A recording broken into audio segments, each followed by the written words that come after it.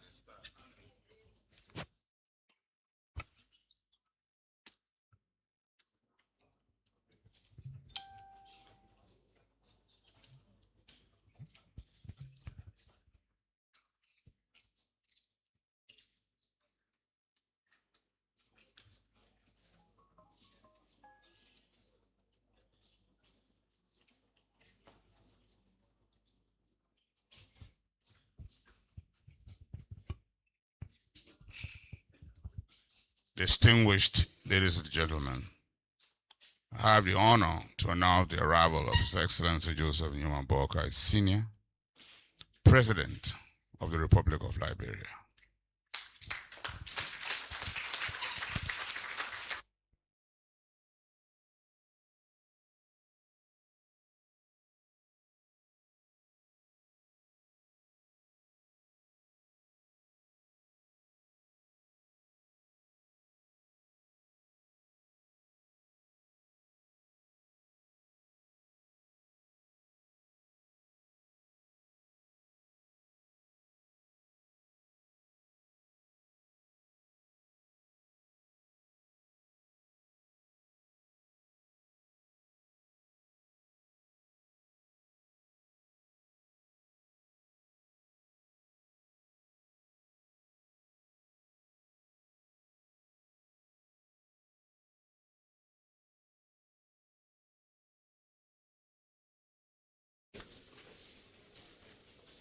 Good morning, ladies and gentlemen. I think something is missing, and I think we should all stand and sing the national anthem.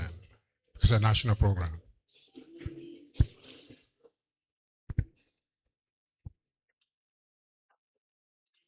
Amaka, can you start?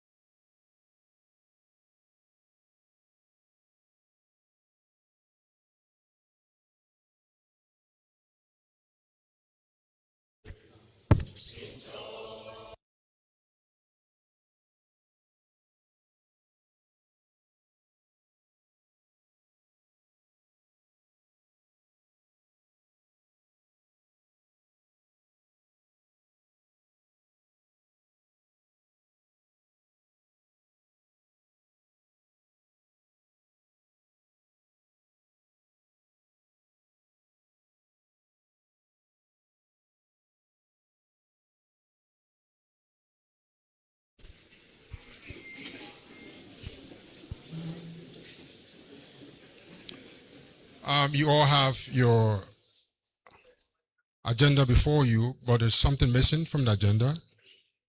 And I will now ask Reverend Langford Chokon to give us an invocation.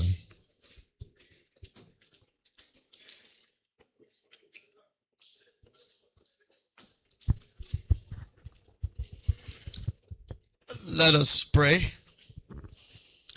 Our Father, we thank you, O God, for a blessed and beautiful day that you've granted us to be healthy, to be alive, and to behold, O God, your blessings.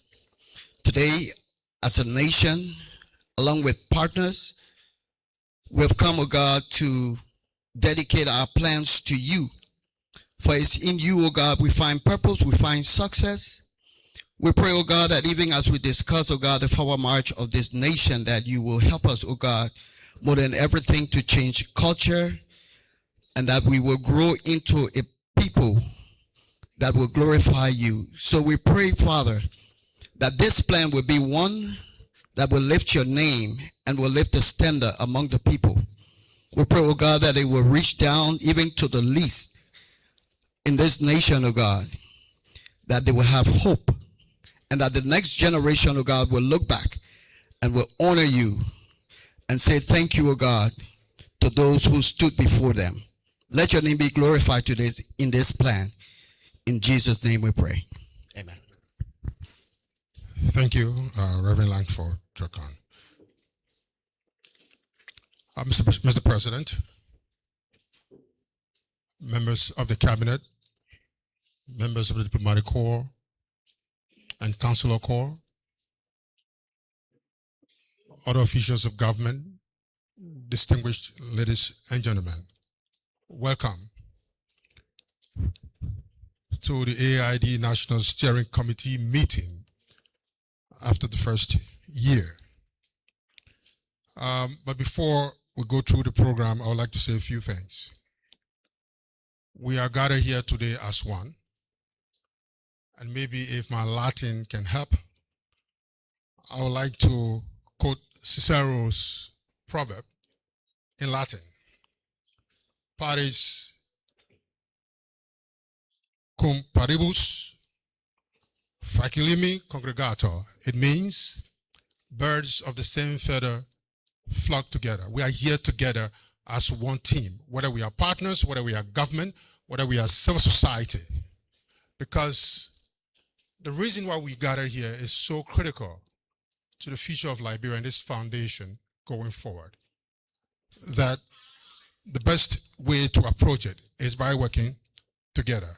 And as the AAID has clearly spelled out, it is both the government, the private sector, our partners, and civil society that will have to work so hard to implement this seminar project for the country. It is a one-year assessment since it was launched. And you know, the AAID actually comes from Vision 2030, which is the overarching vision, national aspiration of the country. It expires in 2030. And since its launch, we've had 3 development plans. We've had the agenda for transformation. We've had the Propo agenda. And now we have the AAID, the arrest agenda for inclusive development. And as you all know, we write beautiful policies, we come up with beautiful development agendas and strategies. But the bane of our policy making and development has been the lack of implementation. But this time around, we've sworn to ourselves and to the Liberian people that this agenda will be implemented at the core. Vision 2030 speaks of getting Liberia towards a middle income status, as well as moving towards the creation of a developmental state or a capable state, a state that can design policies and implement them to the letter. And the good thing about us is that we have a leader who has the political will to drive this. We've had several agenda ideas in the past. We had the open door policy of President Tubman, the Matu Mattress by President Talbot,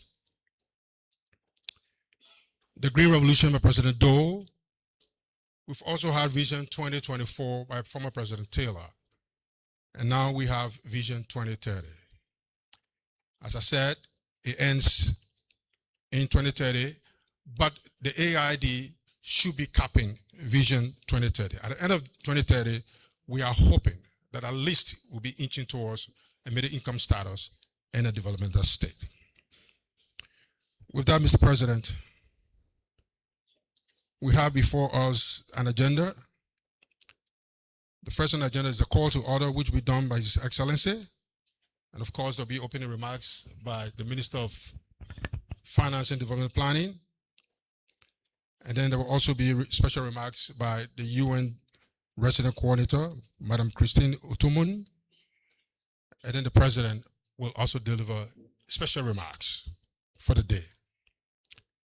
And then there will be a presentation of the AAID. What have we been able to achieve since it was launched a year ago? More or less a progress report, a self-assessment of where we are. What are the challenges? How can we mitigate them? And what have we been able to achieve so far? Which is why it is important that every head of agency and institution should be in this room. After the presentation, there will be a response by the private sector, by Mr. Natty B. Davis. And then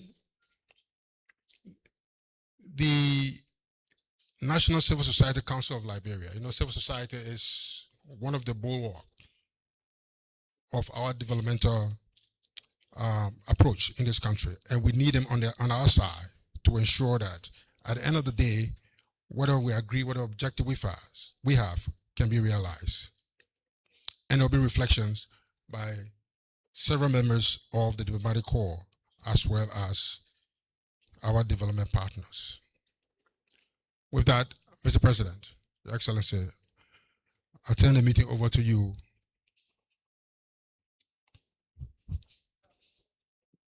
And call to order.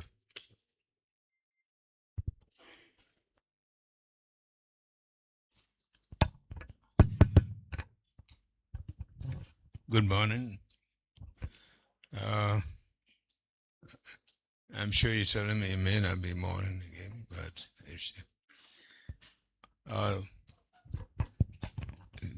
Minister of Cabinet here, President, our development partners, members of the civil society,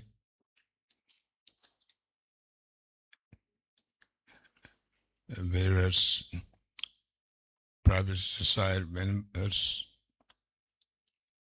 We want to thank you for being here this morning to participate in this very important steering committee meeting. I'd like to take the time now because I'm going to make a remark later, but to just briefly tell you about how we value your presence here and the importance of what we're doing. Maybe many of us will say, well, we've done this before, but the way in which government has been run today, that's why we have an inclusive development. And some of the people may not understand that the role they play, whether you are helping as a janitor, whether you're helping to keep the street clean, this is all inclusive. You're valuable, and we want to thank you. Even serving water to people who are working, and especially our development partners. So we want to say that this very important steering committee meeting at this moment is officially open. I want to welcome you. I want to thank you again for being so as we prepare to make our remarks at the right time. I want to call the meeting to order now and declare officially open for business.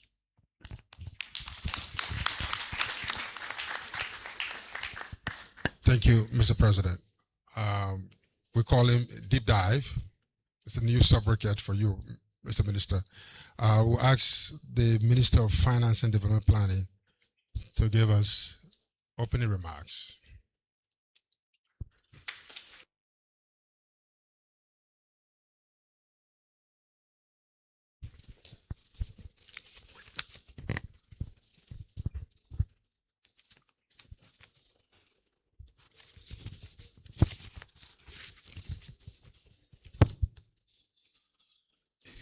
His Excellency Joseph Newman Boakai, Sr., President of the Republic of Liberia, Madam Christine Omotone, UN Resident Coordinator, and other partners here present, His Excellency Ben Yela Augustine Gang, Doyen, other members of the Diplomatic Corps, the Dean of the Cabinet, the other members of the Cabinet, civil society leaders, private sector executives, officials of government, distinguished ladies and gentlemen. Let me begin by expressing my sincere gratitude to His Excellency, the President of the Republic of Liberia, for his steadfast leadership and continued commitment to ensuring that the Arrest Agenda for Inclusive Development, the AAID, remains the central framework for advancing Liberia's development. I also extend my gratitude to all members of the National Steering Committee and every stakeholder represented here today for your continued partnership and commitment to Liberia's development. Today's meeting provides an opportunity to review progress made during the first year of implementing the Arrest Agenda and to consider the draft implementation reports for the first and second quarters of 2026. More importantly, it allows us to assess performance, identify operational challenges, and agree on practical measures to strengthen coordination and accelerate the delivery of results. Distinguished members of the National Steering Committee, the implementation reports reflect both encouraging achievements and areas requiring greater attention. We see improvements across several sectors, undergirded by continued macroeconomic stability. At the same time, the reports highlight challenges that require collective action, including delays in project execution, reporting gaps, capacity constraints, and the need for stronger coordination across institutions. At the macro level, Liberia continues to navigate a challenging global and fiscal environment. Nevertheless, our economic performance during the first year of implementation, that is 2025, and the first half of 2026, shows encouraging results. Over the past year, Liberia's macroeconomic performance has shown encouraging momentum. Real GDP growth increased from 4% in 2024 to 5.1% in 2025, and is projected to reach 5.5% in 2026, aligning well with the growth path outlined in the Arrest Agenda. GDP per capita also improved, rising from $849 in 2024 to $861 in 2025, with projections of $961 in 2026, bringing us steadily closer to the AAID target of $1,050, and I mean US dollars, by 2029. Inflation remained largely contained throughout 2025, staying within single digits. It increased moderately from 3.2% in January 2026 to 5% by June 2026, driven primarily by global fuel price shocks and their pass-through effects on domestic markets. On the fiscal front, public debt remains within sustainable levels. The debt to GDP ratio declined from 56.1% in 2024 to 54% in 2025 and is projected to fall further to 49.6% in 2026, remaining well below the AAID threshold of 56.4%. Finally, domestic revenue performance continues to strengthen. Collections increased from $699 million US in 2024 to $848 million US in 2025 and reached $761.1 million US by June 2026. This trajectory indicates that we remain firmly on course to meet the approved 2026 revenue target of US $1.3 billion. These developments provide an important foundation for the implementation of the AAID. However, macroeconomic stability is only one part of the development equation. The ultimate measure of our progress is the extent to which these gains translate into improved services, greater economic opportunities in terms of job creation, and better living conditions for our citizens and residents. Beyond macroeconomic performance, the AAID Year 1 implementation focused on establishing a foundation for inclusive growth through improved coordination mechanisms, strengthened public investment and budget execution, enhanced planning and monitoring frameworks, and stronger sector alignment to national priorities. Governance and planning reforms have strengthened our ability to track commitments and assess performance. However, implementation assessment shows that progress remains uneven across some institutions, pillars, and programs. While some institutions have demonstrated encouraging performance, others continue to face implementation delays, reporting weaknesses and capacity limitations. These challenges underscore the need for stronger coordination, more effective budget preparation and execution, and timely reporting.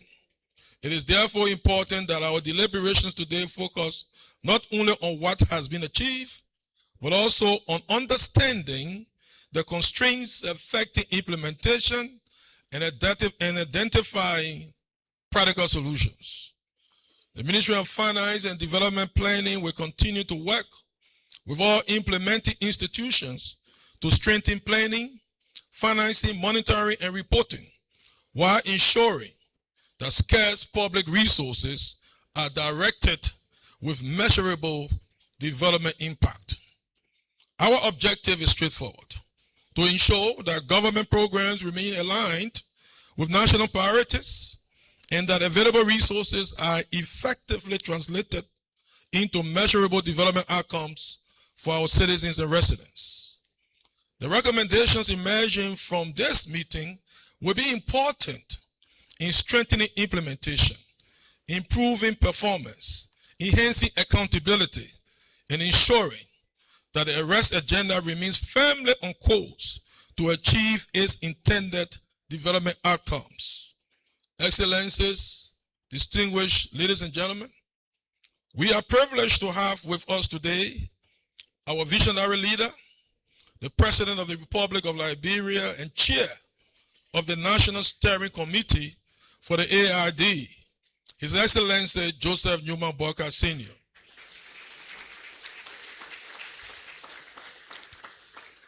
Whose leadership continues to guide the implementation of the arrest agenda for inclusive development.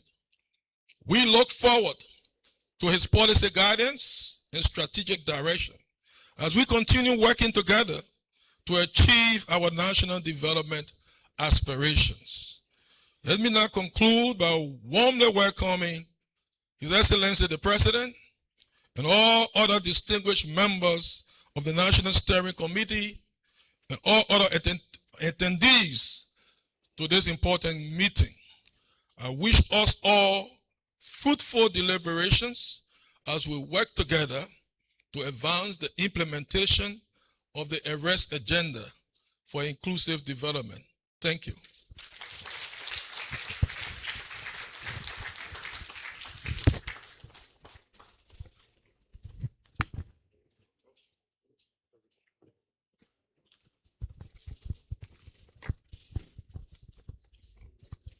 Thank you, Mr. Minister of Finance and Development Planning. Mr. Minister of Finance struck several key points. And one is, while we make progress on the implementation of the AAID, the idea is to see how the outcomes have palpable impact on the livelihoods of citizens of this country, which is key. And the second point is, while we've made progress, implementation across the different marks are uneven. In other words, some institutions have been able to implement based on interventions, others are still lagging behind, and therefore, we appeal to you to double up. Of course, we need strong coordination in government. It's one of the banes that we have to deal with consistently, how we coordinate among ourselves, especially so when so many marks have their own ambition and they are in a hurry to do things. With this, I would like now to call on, where is my agenda? Sorry.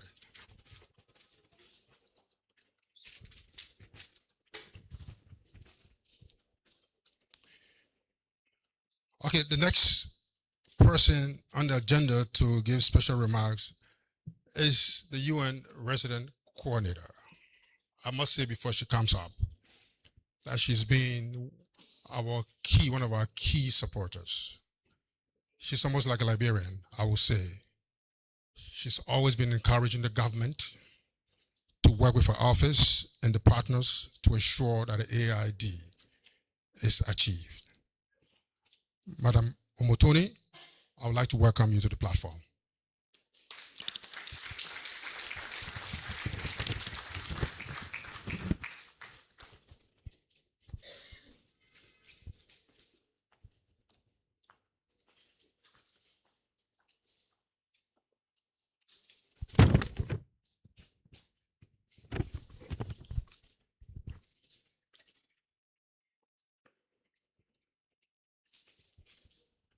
Your Excellency Joseph Newman Boakai Sr., President of the Republic of Liberia and Chairperson of the National Steering Committee, Honorable Ministers present and senior government officials, Excellencies, the Dean and members of the Diplomatic Corps, development partners and UN colleagues, private sector, civil society, academia, distinguished ladies and gentlemen, good morning. It's an honor to address this National Steering Committee on behalf of the United Nations and partners as we assist in the deliberations of this committee. Allow me first to commend Your Excellency and the government of Liberia for the leadership demonstrated in advancing the arrest agenda for inclusive development. I also wish to recognize the inclusive partnership architecture that has brought together government, development partners, civil society, private sector, academia, and others around a shared vision for Liberia's future. This spirit of partnership, inclusion, and collaboration is really a responsibility that remains one of Liberia's greatest strengths, and we don't take it for granted. Thank you, Mr. President, for including us in this journey. Mr. President, I reflect on today's meeting and I'm reminded of other important similar moments, like the extensive, inclusive, and consultative process that shaped the arrest agenda for inclusive development. Together, we defined a national vision and established a roadmap for Liberia's next midterm plan.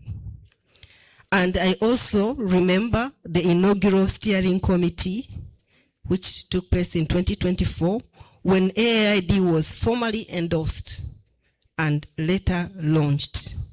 This vision has been critical in guiding every partner you see here in their planning, allowing us to align with national priorities. Then there was also the Government and Development Partners Retreat that took place last year in 2025. It convened at a time when the development landscape was changing significantly, following major shifts in traditional development assistance, especially when USAID withdrew support. The retreat again brought together government development partners and the government itself in the lead. It brought together private sector, civil society, academia, and other stakeholders for 2 days around the common question: how do we finance and deliver the ambitions of AAID in a more challenging global environment? A strong consensus emerged around stronger coordination, national ownership, investment in people, private sector engagement, domestic resource mobilization, innovative financing, and mutual accountability. The AID coordination workshop, which took place early this year, echoed the same messages. And I think there was a consensus that there should be a very good integrated national financing framework which helps bring all this together. And I would like to thank the Minister of Finance for having initiated this process of having an integrated financing framework to be delivered soon. Today's National Steering Committee represents the next stage of that journey. If the first steering committee was about launching the national plan, today's meeting is about implementation and results. It's an opportunity to take stock of progress, identify lessons, address bottlenecks, and reaffirm our collective commitment to delivering for the Liberian people. And I won't go into the details because the Minister of Finance has already given us some information in his speech, and later on he will be presenting the progress report itself. But I want to say that monitoring the performance of individual ministries and individual institutions is good, but monitoring delivery of the entire AAID as a whole takes us to the next level. That is why this annual steering committee meeting is so important. It provides the space for whole of government performance review, collective accountability, and course correction. I commend the government for maintaining this platform and the architecture of regular review and results-based implementation. We are already seeing encouraging signs that the AID is translating from vision into action. Development planning and delivery are increasingly reaching communities. Decentralization efforts continue to advance, and encouraging efforts are being made to mobilize domestic resources in support of national priorities. These may be early gains, but they demonstrate the value of national ownership and coordination. Yes, you can clap to that. So Liberia continues to demonstrate resilience and determination in a rapidly changing global environment.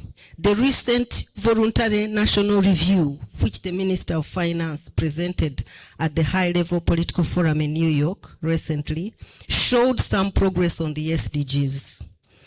And also the country's continued democratic consolidation and growing international profile all remind us that the nation continues to move forward despite significant challenges. And we all know that despite these progresses, we have, still existing challenges and a lot of work ahead us as Liberians continue to seek greater economic opportunities, better services, and improved livelihoods, and so on. So the message at this stage of implementation is clear. The focus must now be on transformation at scale. None of this can be sustained without transparent, accountable, and capable institutions that give citizens confidence, investors certainty, and government the capacity to deliver. Above all, Liberia's greatest asset is its people. Its extraordinary young population represents a demographic opportunity that investment in education, skills, jobs, health, women and men's economic empowerment, and digital inclusion can turn into a powerful engine of growth. Liberia is also strengthening the institutions that sustain peace. Efforts to advance reconciliation, accountability, women's leadership, and inclusion are helping to reinforce the foundations of long-term stability. These investments in governance, rule of law, peace, social cohesion are all not separate from the development agenda. They are the foundation to achieving it. In fact, the fact that Liberia serves on the United Nations Security Council is also an extraordinary opportunity to tell a different African story, a story of a nation that emerged from conflict and sustained peace, a story of democratic resilience and leadership, and increasingly a story of a country ready for investment through different kinds of partnerships and opportunity. Mr. President, that matters because the world around us has changed, the development model is changing, official development assistance is declining, traditional donors are recalibrating, and development relations are becoming more strategic, investment-oriented, and increasingly focused on results. Countries are competing not only for the dwindling aid, but for investments too, so Liberia must adapt. We must move from funding development to financing development, broadening the financing architecture beyond grants to domestic resources, climate finance, private investments, innovative financing instruments, and stronger partnerships. We must move from fragmented projects towards transformative investments capable of being operated on a very large scale. The question can no longer be only who will fund the development programs. Rather, it must increasingly be how do we structure these development programs into investment cases so that different sources of capital can finance them. That's why the proposed integrated national financing framework and the new development cooperation policy initiated by the Ministry of Finance are so important.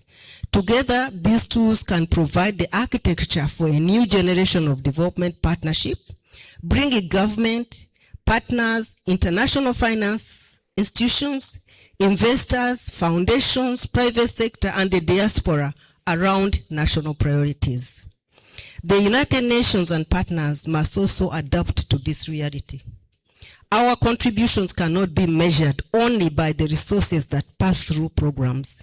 It must increasingly be reflected in our ability to convene more partners, provide technical expertise, support the process of de-risking Liberia, unlock other partnerships, and help mobilize financing at a scale far greater than our own resources to transform Liberia to the next level.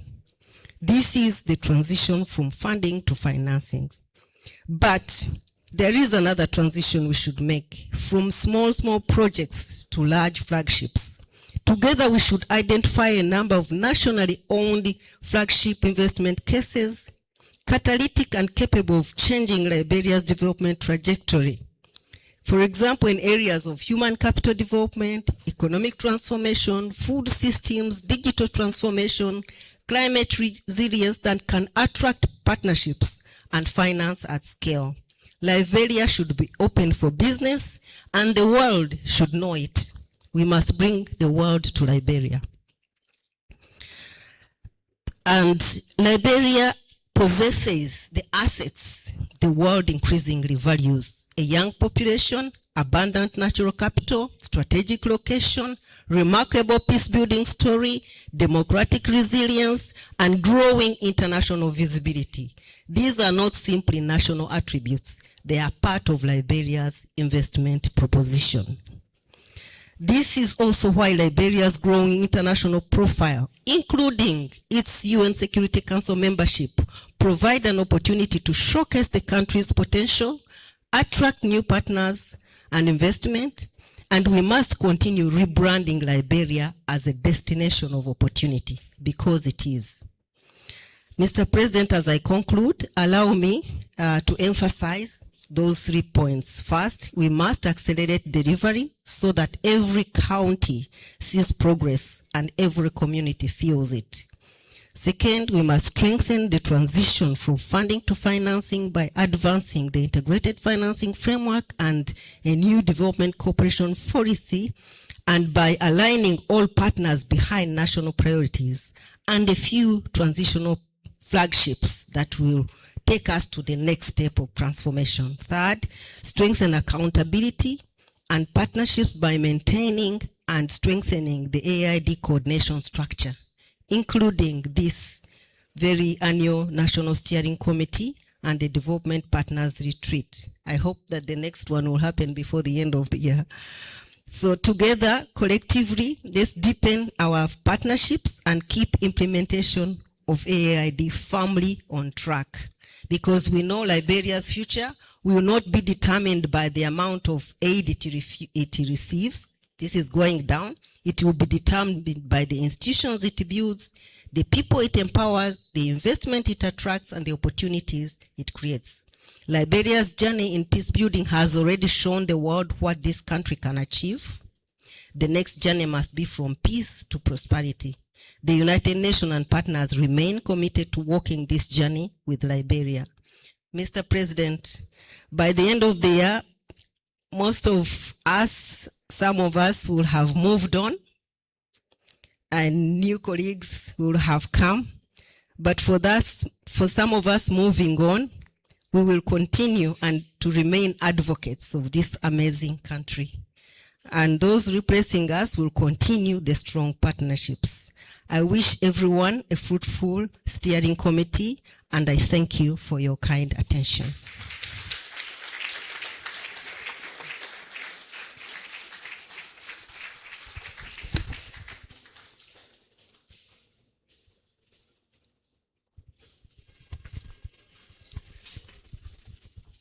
A round of applause again.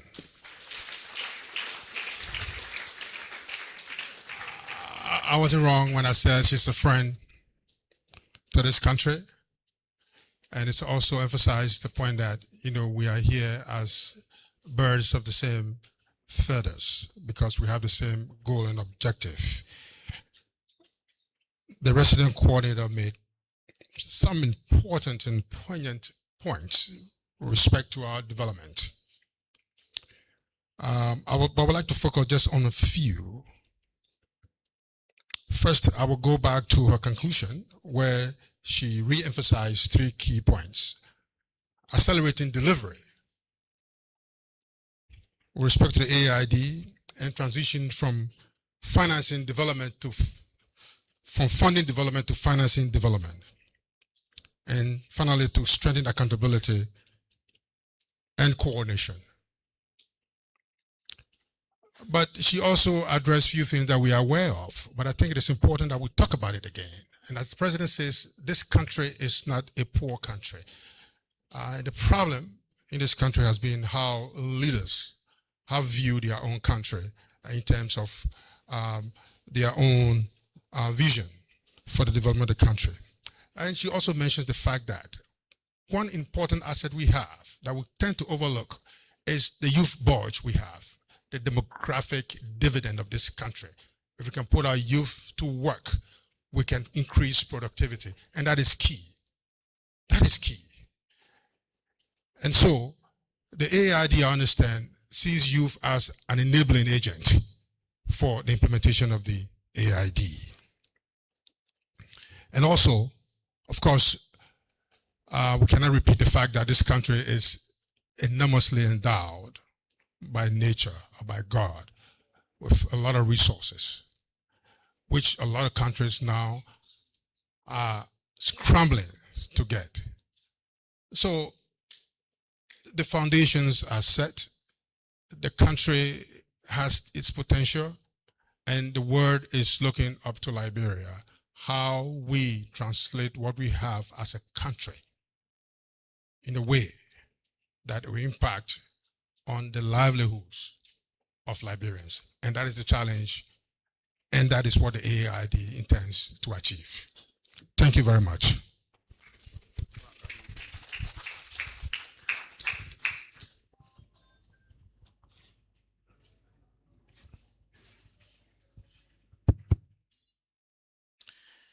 Members of the President's Cabinet, Mr. Doyen, and members of the Diplomatic Corps, Madam Resident Coordinator of the United Nations System, and heads of international organizations and other development partners, heads of public corporations, autonomous agencies, and state-owned enterprises, the Honorable the Mayor of the City of Monrovia and members of the municipal institution, Mr. Commissioner General of Liberia Immigration Service and heads of paramilitary institutions, Mr. President and members of Liberia Chamber of Commerce, Mr. Chairman of the National Civil Society Council of Liberia, and representatives of civil society organizations, other invited guests, members of the press, distinguished ladies and gentlemen. I have the honor at this time to present to you His Excellency Joseph Newman Boakai Sr., President of the Republic of Liberia and Chair of the Steering Committee, to deliver a special statement on this occasion.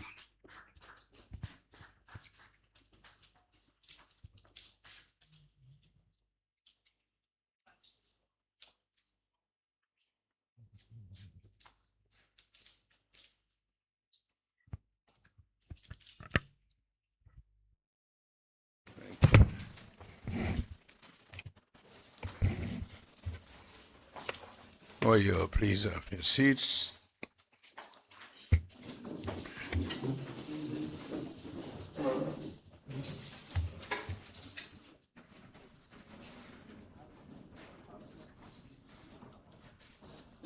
Members of the Cabinet, Your Excellency, the UN Resident Coordinator, our development partners, members of the Diplomatic and Consular Corps, private sector, civil society members, members of the National Steering Committee,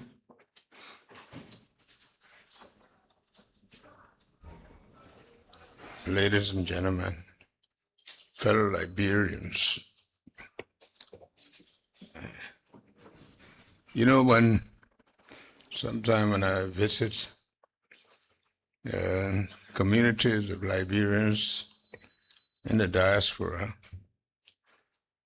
I have a way of saying to them that why people, particularly in the U.S. and saying as we shall overcome, the Liberians are saying we shall come over.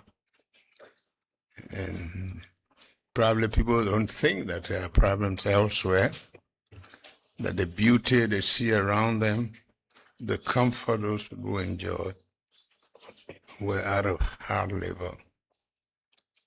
And everything that is required to make life is right here, and even in abundance.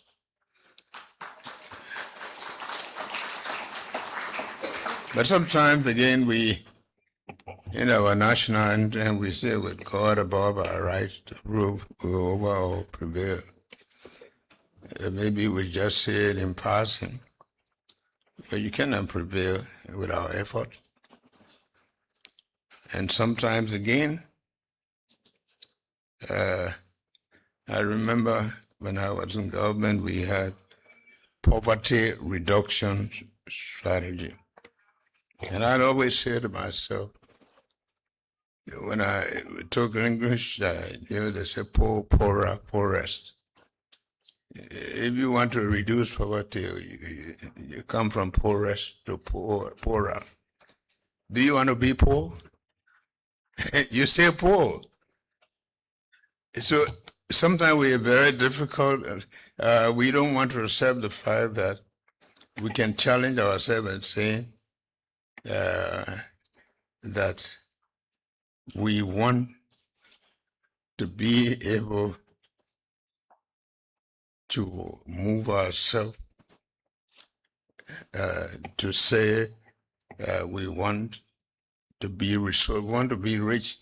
We want to start with reducing poverty. When you reduce poverty, where do you want to go? You want to be poorer or poor? Poverty is poverty. I don't care where you put it. You are poor. And we don't want to be poor, because the things that we need to make us what others enjoy, the comfort, you go, everything is in place.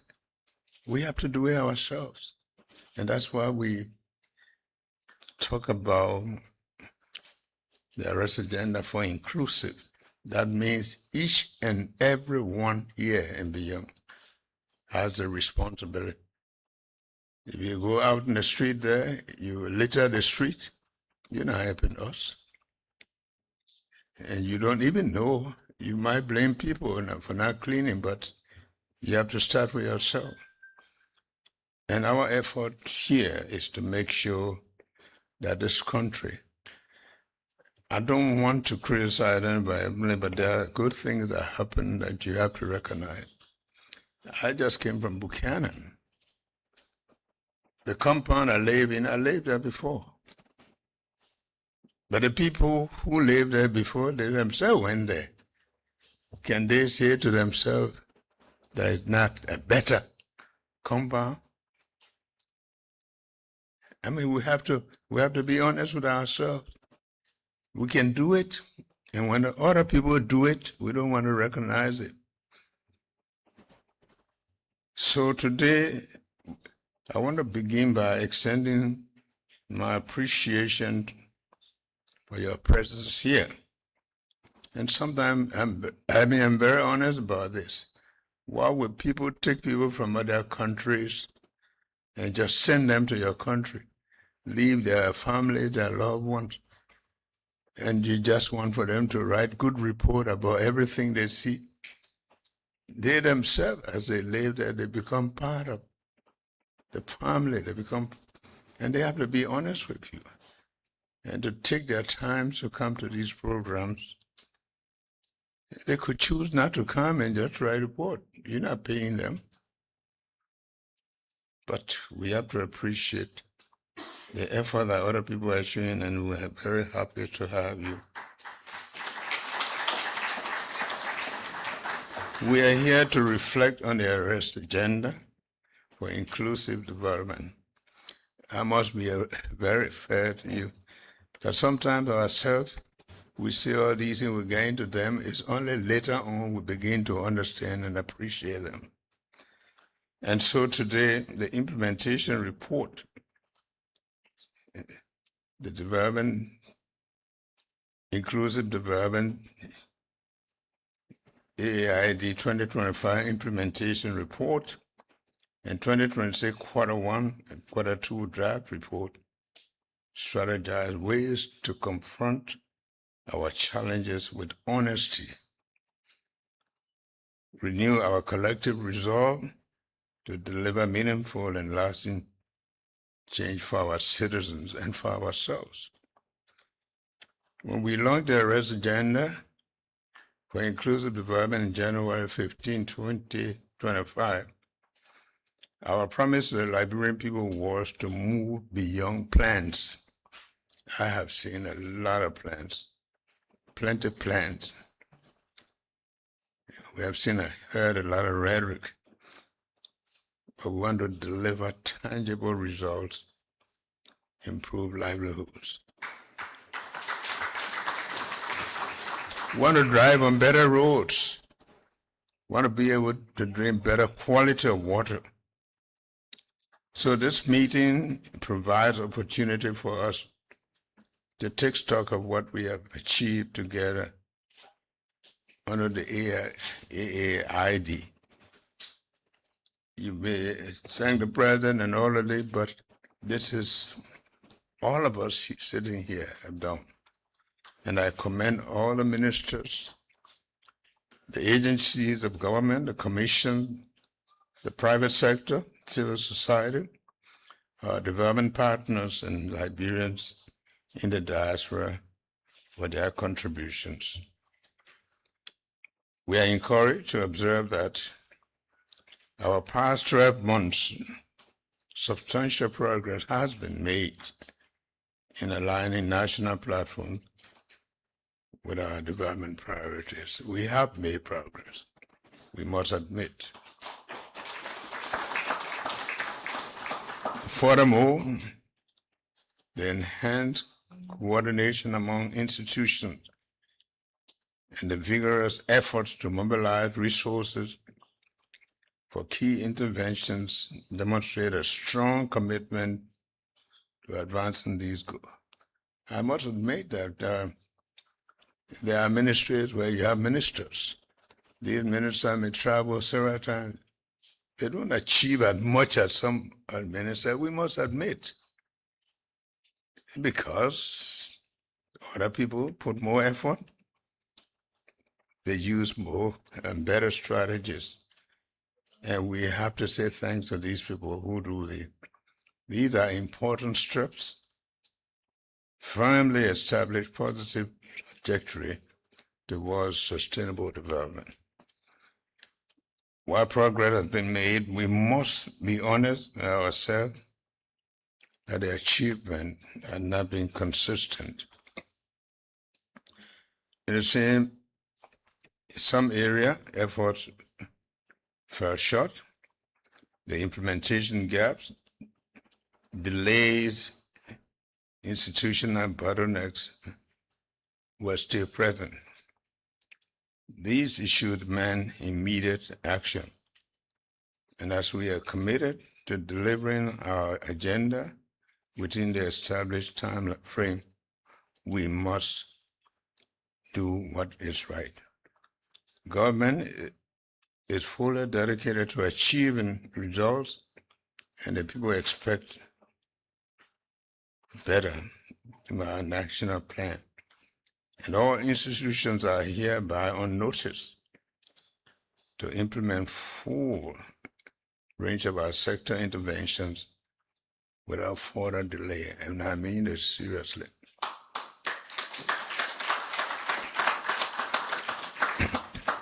You could ask all the permission to travel.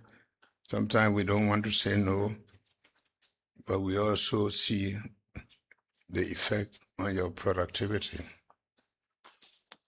Trust me, we are quite aware of the shortcomings. We took over government with a lot of things that were not in place, but we can't continue. The Liberians are not going to forgive you because you have good excuses. They will thank you for saying, Inspector, in spite of all of this, we're able to do this. So we want to encourage you to do that. The media is not going to listen to you. So I want to thank all of you who have done so well, and you continue to make extra effort. As National Steering Committee, our responsibility is to provide strong and effective policy oversight. We must ensure that every intervention undertaken is fully aligned with our national priorities outlined in the AAID, and they deliver measurable results. And I want to expect implementation institutions to uphold the highest standard of accountability and performance.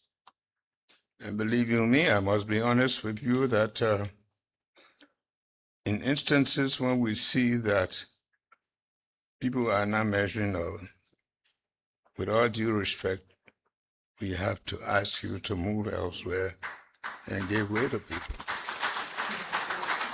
It's not because you're not good, but you may be good for something else. So progress must be tracked, results must be reported transparently, and where implementation is lacking, corrective action must be taken, and we must be honest to admit that there were shortcomings. You know, I because of the way I came up in life, so people ask you for a job, and you allow them to get a job. Then time they come to ask you for you to talk to the people to promote them. I don't do that. You get a job, you earn a promotion. And the promotion, if you have a leadership, is based on your performance. So the meeting must serve a powerful platform for critical policy decisions and forward-looking guidance. Don't bring people to your office because they relate to you or they are your family or friends. They're not going to help you. And I'm telling you, what you want is achievement, and that will help them even more. So not only for immediate future, but also for the medium term, it must set the stage for accelerated and sustained implementation and impact. We have a duty to critically evaluate our current position and identify urgent priority areas, enabling us to fast-track high-impact intervention that directly transform the lives of our people. This includes creating jobs and expanding access to accessible services such as education is our problem, healthcare is our problem, telecommunications are our problem, water security, and infrastructure. Moreover, we must decisively confront and eliminate the bottlenecks that impede the implementation of the AAID. We cannot continue to complain. Ensuring our efforts are concentrated on intervention that yield the greatest positive impact on the lives of our people. You do not know how much of the people of country feel when you open a road. You don't know when you open a clinic. You don't know what it means. To you, it's just a clinic, but it's saving lives. empowering people, ensuring efficient resource use. And in this part, I must talk to our public corporations. I think some people have the belief that the resources of those corporations belong to them personally. They can use it at their discretion. All of those resources are for the development of this country. You don't just sit down and say, I want to buy so much car because you may private. The moment you go down, government becomes responsible to build you up. And so those are our resources. I want to encourage you. You have the responsibility of managing, but we are under obligation to make sure that those resources are used for the betterment of this country. So that brings us to the fore, the efficient use of resources. Resources are limited, yet the needs and expectations of our people are increasing every day. And what is even more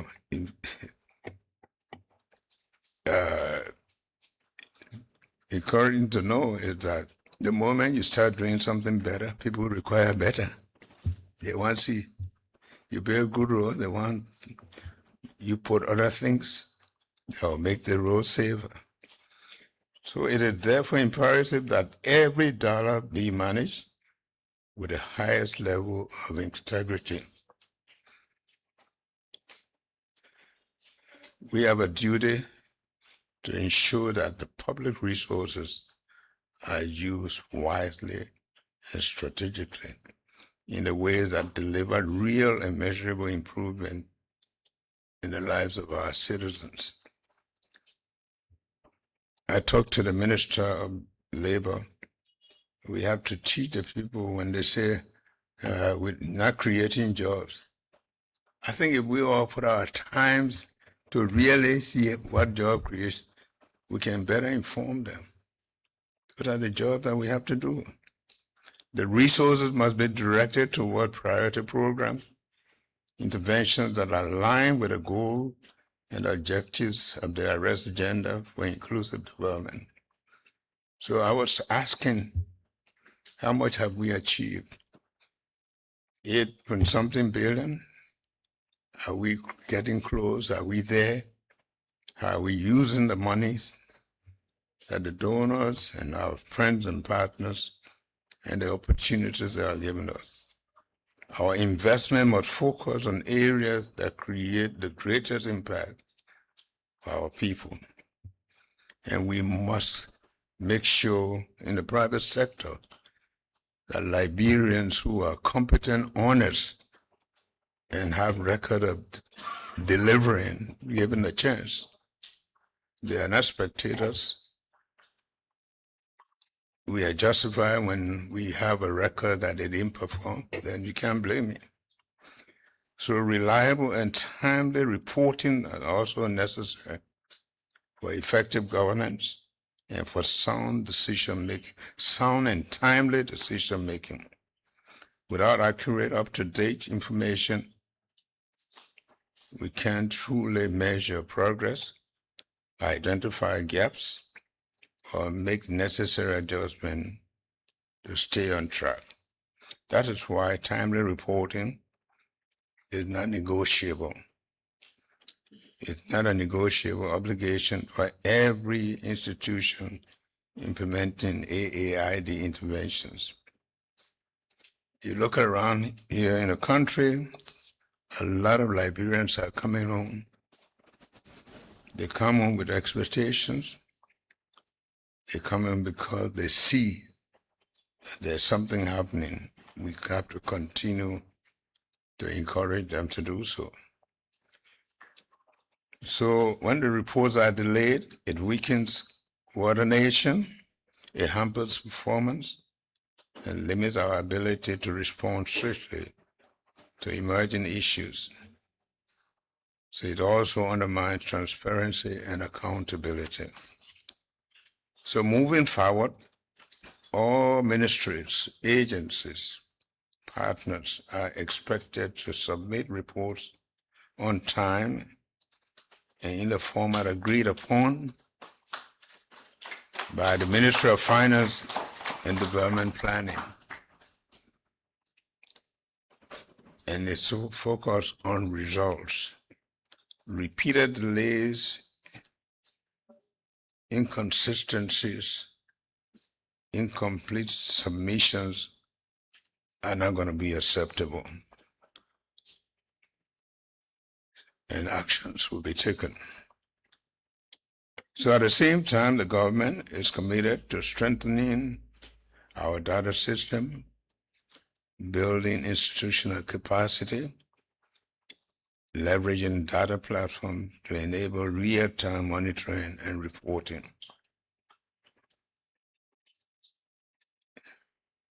Some of the people make it very difficult to do reporting account, and that's why they don't want a system. If you don't want a system, of course, then you don't want people to check. But you can do it home. But in this government, we're going to do that. Our vision is to develop an integrated system that supports timely reporting and informed decision-making at every level. All of us who watch football have seen. At the end of the game, when we lose the game, we sit and it doesn't help you. The game is over. And that's why when you're in a game, that's when you play, supposed to play. So I count on everyone to provide regular, high-quality report to empower the steering committee to oversee effectively, make informed decisions, and hold all actors accountable for results. The success of the arrest agenda cannot be achieved by government alone. As pursued by all nations, the transformation we seek demands strong partnership across all sectors. So I would like to thank our development partners again for their continued support to Liberia's development agenda and transformation. Your contributions are always welcome, and I urge you to further align your programs and resources with our national priorities so that together we can eliminate duplications, maximize impact, and accelerate sustainable development.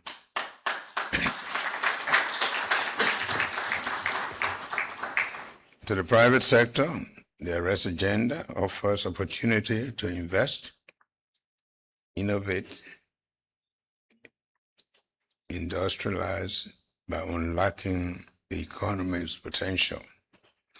Working with and empowering the private sector to implement this agenda is critical to driving economic growth and expanding opportunities for our people. Civil society must play a role to impact our outcomes.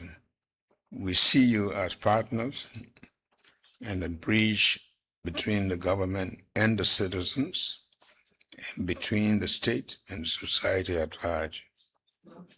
You are more than just critics to point out areas of our little weaknesses.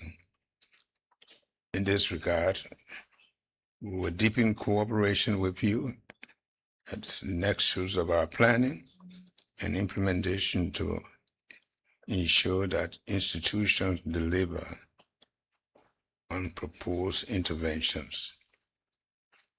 I want to thank all of you again. This is a very important gathering and something that we believe is good for the country, is good for all of us. But your presence here shows your commitment and your love for the progress of the country. God bless you. I want to thank you again so much.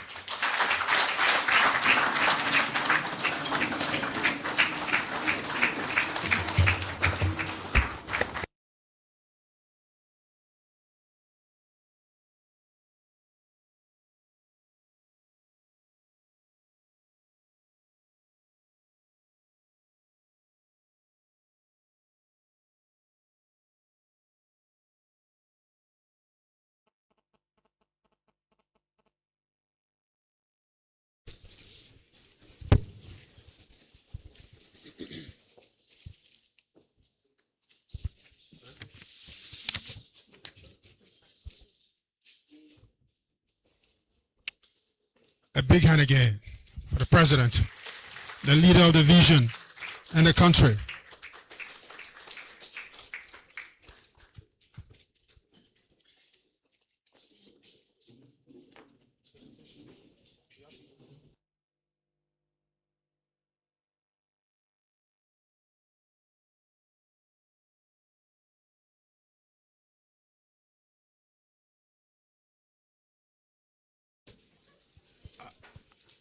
We should be proud that we have a leader who has the political will to drive this country forward. And thank you, Mr. President, for all you do for our country.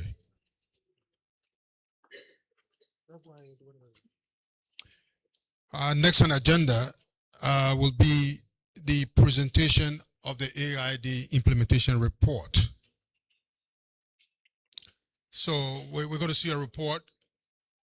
We're going to hear a report from the Minister of Finance and Development Planning, exactly explaining how it has been rolled out in the last year, indicating the progress that we've made as well as the challenges we face.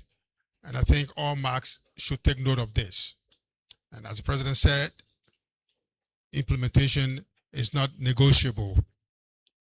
So with that, I will ask the Minister of Finance and Development Planning, Mr. Augustine Gafoua, to do his presentation.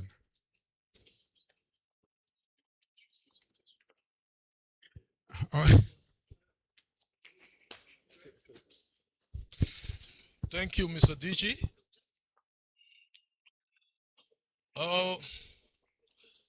This presentation is a presentation of the Ministry of Finance and Development Planning, and I'm calling on stage the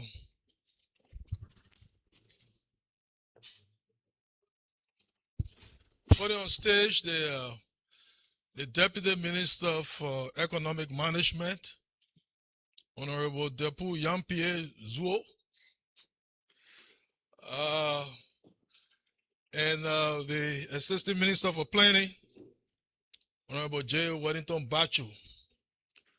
They're going to present the report, and I'm going to give backup support. So let me turn over now to our Chief Economist, Honorable Zuo, assisted by Assistant Minister Bachu. Thank you, Minister. Your Excellency, our distinguished partners, members of the Cabinet, this morning we are delighted to present to you the product of all of us effort according to the President's statement. What we're going to be doing, I'm going to be starting with the overall performance and of the economy and that of the economic transformation, and the next phase will be done by Mr. J. Wellington Bachu. But before we go into the presentation, personally, Mr. President, I just want to say with a humble heart, and some days I sit for the past 2 weeks to be in tears, but in 2021 I met you at your house. You have your paper and you said we will take over this country. You started with rural agriculture and you said let's work together. Over the years 22, and we sell our vision. Sometimes I say in your absence, when someone says this, it's not from him. Because he has his plan, it's not from the party, but he has a vision. Now we want to show you the product from what we have done so far. Done so? We have, first of all, we have 388 interventions. When we're designing a plan, we look at the payload and we look at the interventions.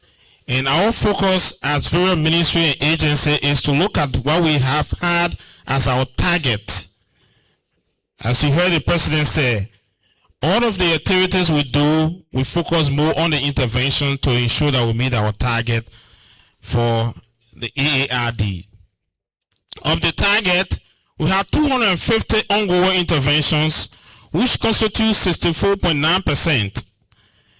And we have 101, which obviously have not started, and which is 26%, meaning that either it has not started or the respective agency has not submitted the report, because we don't want to make a number that is not in here. Implementation ratio per pillar is clear here. That first, you will see on the diagram we got completed, ongoing, and not started. For pillar 1, economic transformation, we have 8 interventions completed, 62 ongoing, and 13 have not started. We have infrastructure, we have 3 completed, 37 interventions ongoing, and 9 have not started. Rule of law, 2 have been completed, 17 ongoing, and 15 have not started. Governance and anti-corruption, we have 3 completed so far intervention, and we have 40 ongoing, and 15 have not started. Environmental sustainability pillar is very much key. We have actually, in terms of projects, they are all ongoing, but we have 24 interventions ongoing, and 6 have not started. Most importantly, the human capacity, which is the anchor pillar, is the main one. We have 17 interventions completed, 70 ongoing, and 43 have not started. And one thing we want to make it clear here is that some of the projects that have not started, it's all due because of lack of information, lack of report, particularly for higher institutional learning. In terms of secondary education report, we are receiving these, and it's very much important for us to let you know, particularly for those in the tertiary institutions. Mr. President, with this intervention, we are now saying that in terms of rate, it's clear that much has been done, but on the overall, 8.8% completed on the overall for the first 1 year. Let me clarify this again, because all of the data that completed, and we don't have all, from here today, we'll be able to give you ongoing projects that have been completed during the first and second quarter during this budget implementation, and you will see that. But this is year 1 operation from 2025. Next. Please go back up. Going forward, interventions that are very much important, they are major target. We talk about poverty, and the president also mentioned the issue of poverty here. While focus is looking at poverty inclusively, but the most important one is multidimensional poverty. That has to do with health, life security of the human being. We also talk about income, and we talk about livelihood of Liberians. From our performance, we have done well. In 2023, it was at 45%. In 2024, we made it at 45%. Our first year performance, multi-dimensional poverty reduced to 43%. And in 2026 report we've gotten right now is at 42%. 1% reduction in multi-dimensional poverty had a wider impact, because we talk about nutrition, we talk about the health, access to health, you talk about living conditions in terms of our raw asset, electricity, and water. And that's the reason why we targeted that. Let me add that the AAID target, the 5-year target for the reduction of poverty, was to take it from 45% to 36% by 2029. So we are well on course. The first year we reduced it by about a little more than 2%. Thank you. So as a result, we need to look at clear driver of the reduction. The decline is a result of road construction ongoing now. The road access in many community and major highway. We're talking about agriculture value chain, access to food production across the country. Electricity expansion is very much important. It also adds to our manufacturing output and also look at our productivity. And now in terms of basic infrastructure, education, health, everything available. As we go into year 2 report, we will tell you clearly that with the increase in electricity, which will give you the data further down, it also improve our poverty report and also increase the living standard of Liberian people.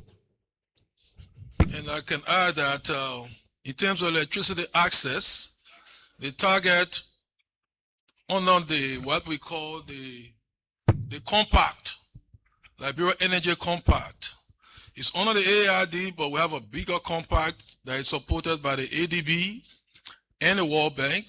The target is to give electricity access to 75% of the population by 2030. We launched the compact early January 2025. And at that time, access was around 22%, a little over 22%. Now, the latest report is that within the first year, we've gone to 38%, almost 39%. So we're on track. Thank you very much, Minister. And now, with access to electricity role for the period under review, you can now tell from the growth rate that we made it at 4.0 in 2024, and our growth has actually increased up to 5.5 in 2026 as we speak. Our target under the AAID was to grow the Liberian economy by 6%. But based on the performance for the past 2 years now, we are anticipating our growth estimate to be at 7% in 2029. Meaning, Mr. President, you will meet the target and you will exceed it. Even what was set for 2025, 2026, we exceeded those. Next thing is to also understand that as we do this, Liberians are also concerned. How do we meet the target in terms of per capita GDP? It was something that politically people were arguing, but we think that technically and statistically we can prove it. You will see it here now. We made our per capita GDP at $856, and we targeted to go to 1,050, which is very minimum, very low amount. As we speak, at this time in 2026, we are actually growing our per capita GDP up to 964. From the estimate we have right now, we're going to meet the target in 2029. We're going to go above the target. Our per capita GDP will be at $1,129, holding all things constant from where we are right now. So the AID target was to increase GDP per capita. GDP per capita is the GDP over the population.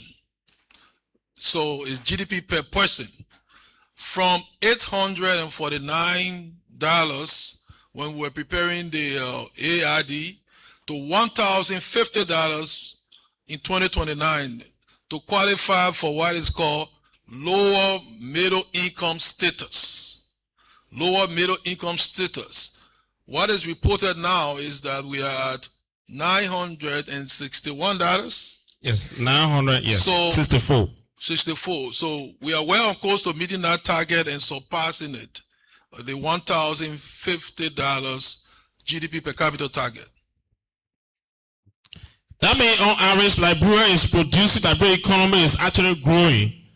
And realistically, it's all due to the investment in infrastructure outlay, tightening our tax leakages, building investor confidence, and these are things that are very positive as we speak. The growth number you are seeing here, I will tell you clearly that how we go by the status quo, we will meet this target. But there must be a robust action in terms of restoring credibility of the state, restoring the economy, restoring the credibility of state actors, and that is tied also to the governance pillar of the AAID. You saw the growth from there. Next. Now, here is one area we want to also emphasize. Public debt. We talk about the economy, it was very much in shambles. In terms of debt, no commercial bank wants to deal with government. No private sector, no contractor want to see government.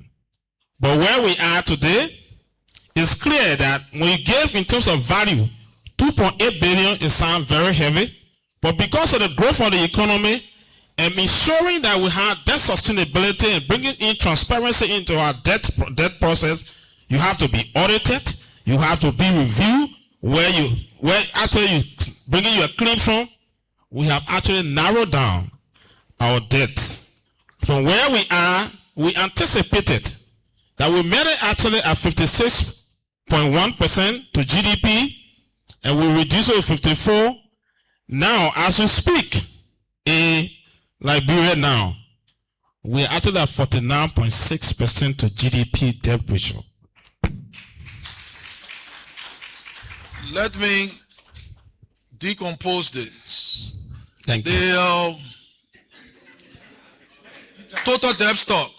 I got deep dive into it. Total debt stock is 2.8 billion. We have the external debt and the domestic debt. Domestic debt is about 1.2 billion. Domestic debt is about 1.2 billion. A lot of claimants think that when government is owing them, that it's under them. So you see the domestic debt is almost rivaling the size of the budget. The budget is about 1.3 billion. Domestic debt alone is 1.2 billion. External debt about 1.6. But that figure may sound scary, but one thing that is tracked is debt to GDP ratio, to see your capacity to take on more debt. If you grow your GDP, which we are growing, the debt to GDP ratio comes down. The target that we had when we were doing the AAID was 56.4% by 2029. But because of all the things that have happened and the expansion in GDP, we are now at 49. We're projecting 49% this year. And by the AAID 2029, we're projecting 44.1%. So our ability to take on financing to do for the economy is expanding. So that's what I wanted to expand on. And in addition to that, the reality here is that Liberia is now credit worthy, so interest rate in Liberia also decline. If you check, most of the commercial bank will be asking, we have liquidity, do you need money? And now we are playing with the interest rate now and making sure that we are getting concessional financing to ensure that we are investing in our infrastructure. And I will say this, I know when many cabinet members hear this, they want to come for us to go borrow. But let me say this to you. We can always say no. We will not borrow where there is need for investment. We have a medium-term debt strategy is clear that we don't borrow to finance salary or consumption activity. It's only going to go to our investment activity. So thank you very much. With a good interest and long-term rate, Liberian government is now issuing bond at 5 years. When we took over, just 12-month instruments were all rejected. But now we can issue 5-year bond to commercial bank to finance our activity. So now Mr. President, this is very much important in terms of corruption perception. We have had just minimal reduction, but we keep it stable in terms of corruption perception and governance index across Africa. What we want to say here is that for us to reduce this perception, one good thing is that in our fiscal arrangement, we ensure that all integrated institutions are fully financed and are given quarterly allocation to ensure that this perception index reduce in the next few years to come. Yes. Yes. Yeah, so far from 2023, we have the Transparency International Corruption Perception Index, it was at 145 over Liberia position was 145 over 180 countries.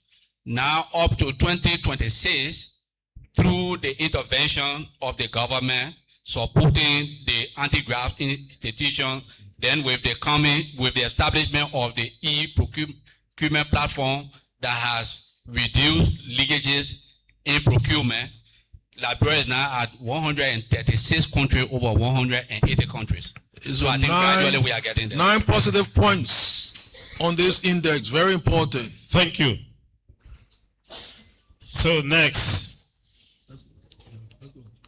Okay, now with this, we will see that in terms of mortality and the rest of it, we are doing well in terms of mortality.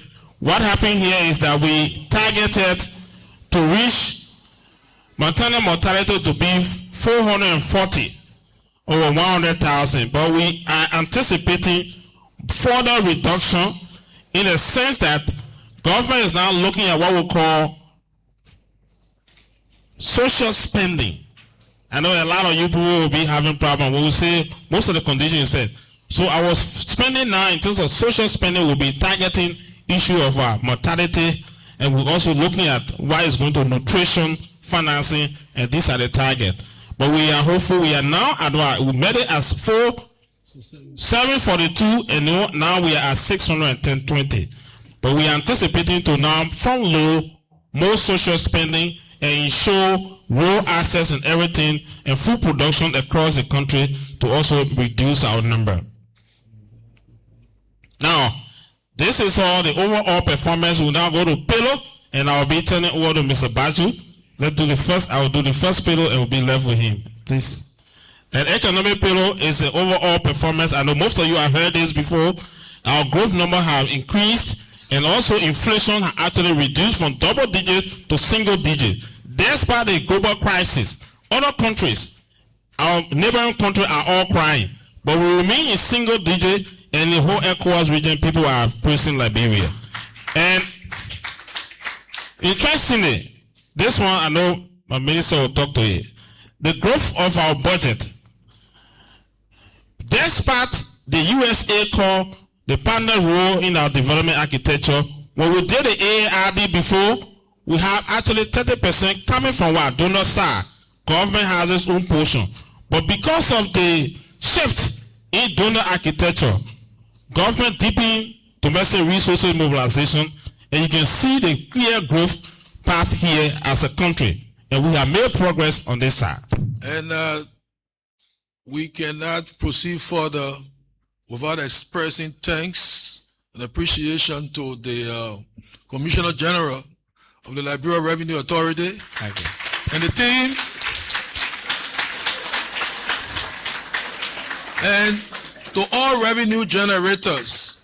Some of them are here, ministries, entities, and some of domestic revenue has been the saving grace. Last year, budgeted donor support delayed. Had we not stepped up in domestic revenue, there would have been a major budget shortfall. But we had a budget surplus because where external resources lack, domestic revenue save us. So thank you, Mr. Commissioner General, and all other institutions of government. They are revenue generators. They're on the expenditure side, but they're generating revenue. Many of them are sitting down here. We appreciate what you're doing. And in addition to that, we want to also credit the Integrity Institution, even the Auditing Commission, to know where it's happening. Once the audit recommendation now is something that is elevating our cash flow, but we can say something happened in the past, but we can know clearly that there have been leakages. Thank you, Mr. Baju. So we'll be moving faster, and then payload head here, if you want to chip in on any intervention here, you can ask for the mic, we'll give it to you. The arrest deliverers are here. You have the A in arrest, agriculture, the minister is here. The R, the road, Mr. Geddes is here. So When we're talking and you want to make a point to strengthen, please feel free and we'll give you the mic. So we don't want to belabor these points. Yeah, infrastructure. Let's get the infrastructure. Okay, there was a correction. Go back to the slide. There was a little error. The total domestic revenue reached, it was not domestic, it was a total revenue of 885. You know, that's a total revenue. I think domestic was 848, right? Yeah, so it's 848. So any one of you that is taking a snap, it's 848, not 885. So let's proceed. Thank you, Minister. Your Excellency. So we had 385 interventions in the AAID, and of that number of interventions, up to 284 has started. So we could not report on all 284 here. So all heads of institutions here, if you don't see your progress update here, please do not feel that we are overlooking you. But we just had to highlight few things. While it is true that the government is doing exceedingly well, I just want to go back to the issue of the maternal mortality and the child mortality. There, progress is being made, but very slow.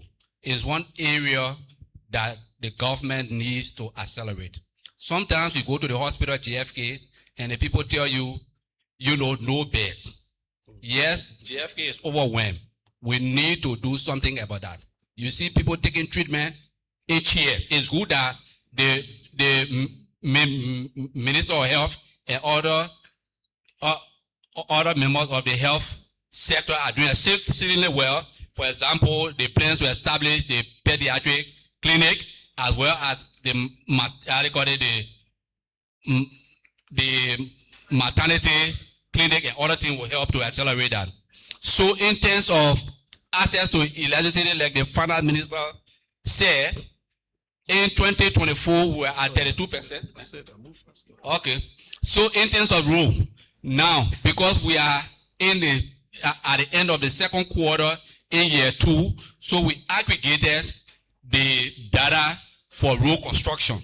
So as at June 30th, the government has paved 144.1 kilometers of primary roads against a 2029 target of 485 kilometers. The government is well on path to achieve the primary road construction target as at end 2029. Okay, in terms of secondary, well, you know, no one can better talk about roads than the roads minister. So let him give us the snapshot of the achievement.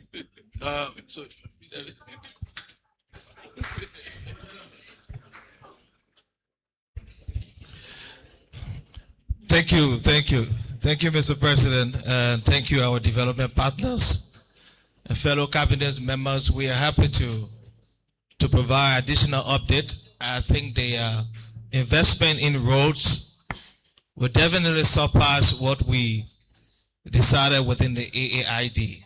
And let me be specific about paved roads. When we took over and was developing the AAID, based on the projection, the projects that we thought we had to invest in for pavement of roads, we projected 485 kilometers over the AAID period. But let me be pleased to say and to announce to the country that with the additional investment and the creativity that we created along the corridors in the private sector and also attracting other donor funding, we might, and I can say that for sure, pave up to 670 kilometers based on the project we have already, plus funding available. So, Mr. President, what is projected, we're definitely going to surpass that. And I think that is based on your efforts and all of the push and the creativity with private sector investment in the rural sector, and also pushing some of our partners with new projects. We want to say thank you in terms of improvement in the different corridors. Like you know, these have been unprecedented over the last almost 20 years. The majority of the country remain not accessible during the rainy season. And as we sit here today, we can say you can access almost every part of the country. Though the roads are not paved, but they are ready for pavement. Thank you very much to the partners, and thank you to all of the other supporting agencies who have done that. Minister of Finance, thank you, and Mr. President, we will deliver big on roads. Let me say that. Thank you. Okay. Thank you very much, Mr. Giddings. And we have some data on water, but the water man is here. So, Mo Ali, can you tell us what we're delivering there? Thank you, Mr. President and members of the cabinet. When we took over in 2024, our pipe-borne water supply to the population was a little over 5%. At the moment, pipe-borne water supply has increased to 9% of the population, and by next year we'll hit 10% as we are constructing water facilities in counties. We've completed Bupulu and connecting homes. By the end of December, we would have completed Plibo in Maryland, and we'll ask His Excellency the President to dedicate that. We would have also completed Greenville, and by early next year, we'll complete Zwedru. At the moment, we have completed the 48-inch pipe 10 kilometers, and we'll be commissioning that in early September again. The World Bank has asked that we invite His Excellency the President. Interventions are ongoing in Compound 3, Basso, Tututa in Bond County, Cooper Farm in Fendel. We will also get interventions in Harper, Tapeta, and other places. Mr. President, again in 2025, we increased access to basic water supply for Liberians from 78% in 2023 to 79% in 2026. That's what being reported even by our international partners. And we'll continue that trajectory until 2029. We could exceed our target. Thank you, sir. Thank you. Thank you very much. We'll share these reports so we don't have to speak to all the points. Let's move ahead. So in terms of rule of law, Liberia is currently ranked the 10th most peaceful nation in Sub-Saharan Africa, consistent with the 2025 Global Peace Index report, and 10th out of 44 countries that have been assessed. The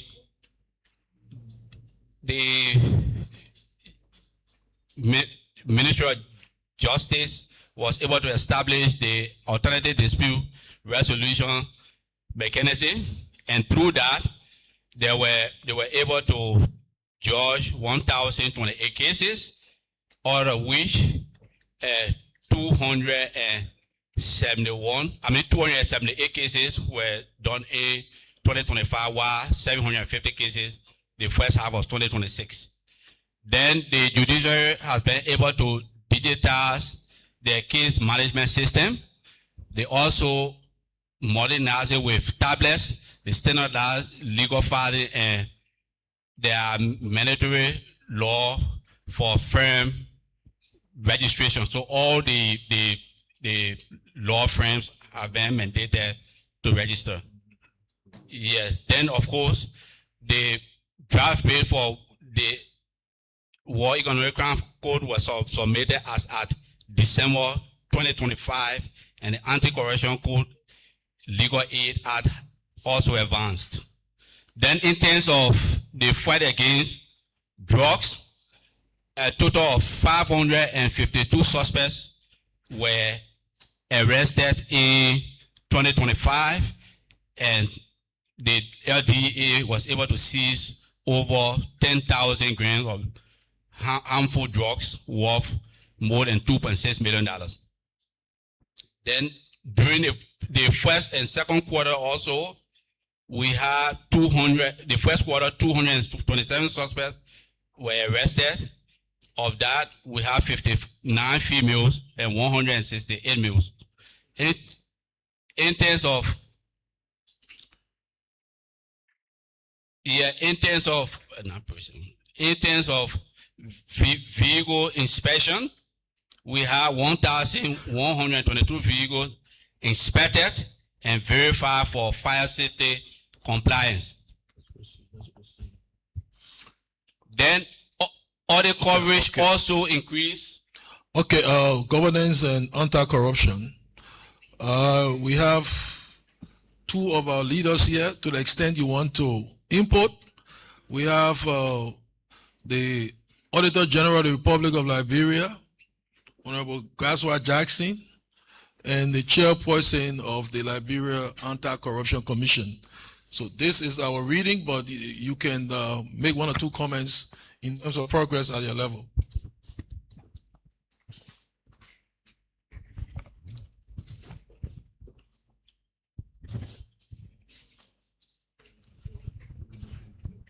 Thank you very much, Mr. President and the Minister of Finance. In terms of progress of audit coverage, we have made significant improvement. We've expanded audit coverage from a total of 35 audits on an annual basis to a target of about 100 audits we are looking at this year. In fact, just in the midterm of the year, we have completed about 60 audits and published those audit reports on our website. So we definitely expanding audit coverage, and we are also reducing the backlogs in audits. So by the time we get to the end of this year, we will have regularized the audits of most government ministries and agencies up to 2024. And the target is that by the time we have gotten to the end of 2027, we will have fully regularized the audits of all government ministries and agencies. Also, we have managed to regularize the audit of the consolidated financial statements, which is a key governance indicator. That means on an annual basis, the government of Liberia is audited every single year. So we are currently in the process of, we are currently auditing the consolidated financial statements for 2025, and we expect that consistent with our PFM laws, we will be publishing those reports on the 31st of August. Like I said, consistent with our PFM law. A major progress has also been shown in the implementation of audit recommendations. This is a department that we created at the General Auditing Commission in 2022 as a means of providing technical capacity support to our auditees to aid them expedite the implementation of audit recommendations. And so the first time we did the assessment in 2024, audit recommendation was as low as 13%. In 2025, there has been an increase to 37%. And I'm very confident based on the results that we are having that there is going to be an increase in this 37% that we currently averaging at. But even more importantly is that some government ministries and agencies are making huge impact relative to implementation of audit recommendations. And I want to cite just 3 of them. The Road Fund had a total implementation rate of 93%. The Liberia Maritime Authority had an implementation rate of 91%, and the Liberia Revenue Authority had an implementation rate of 90%. So while the overall implementation rate is at 37%, there are institutions that are running with audit implementation. And then finally, I want to talk about our Supreme Audit Institution independence, which some of our partners have been very instrumental in pushing the government. Supreme Audit Institution independence or National Audit Office's independence is very important because it allows us to have the resources and autonomy to be able to do the work that we are supposed to do. Due to the passage of the GSA Act of 2014, we have had operational autonomy. but our resources have in the past have not been coming on time. We put in a budget, we get significant cuts. So in this public manner, and I also said this during our the hosting of our Afro-SAE Governing Board meeting, I'd like to congratulate the President and the Ministry of Finance and Development Planning for fully operationalizing our financial independence for the first time since the passage of the Act. The Ministry of Finance gave us 50% of our budget, our operational budget, after the budget was passed, and they have given us the remaining 50% of our operational budget. Thank you. The president has a competing national schedule, so we'll listen quickly to the head of the LACC, and the president, if he wants to make a remark before leaving, he will do it, and then he will have to go to attend to some other pressing issues of state. Your Excellency, development partners, my members of the cabinet, other officials of government present, I want to thank the Minister of Finance for the opportunity to be able to showcase our efforts at the Liberia Anti-Corruption Commission. I will start with joining my colleague to say thank you to the Ministry of Finance for the disbursement of our quarterly allotments. I also want to join him to encourage the allotments to be in advance in keeping with our act. As we stand, the LACC currently has 147 active cases ongoing, and these are cases that were brought forward from 2024 up to 2025, including cases from the GAC audit reports, whistleblowers, as well as our own intelligence and covert operations. Our target last 2025, we completed a total of 29 cases. We forwarded 7 to court where we got indictment in 7 cases. We have, out of those 7, we have tried 3. We won 2, and 1 we had a hung verdict. And the reason why we continue to have challenges with the prosecution aspect is because right now we are using only 1 court, which is the Criminal Code C at the Temple of Justice, to prosecute cases of corruption. I also want to use this opportunity to thank the President as well as the Office for the Establishment of the War Crime Code for submitting the draft bill for the establishment of the National Anti-Corruption Code. Once that is passed, we are very optimistic that we will have speedy trial in corruption cases. We are decentralizing our activities with help from our development partner. I want to use this opportunity to say thank you to the UNDP. We have a project that is currently ongoing, the Social Accountability Volunteer Project. It allows the LACC to monitor and track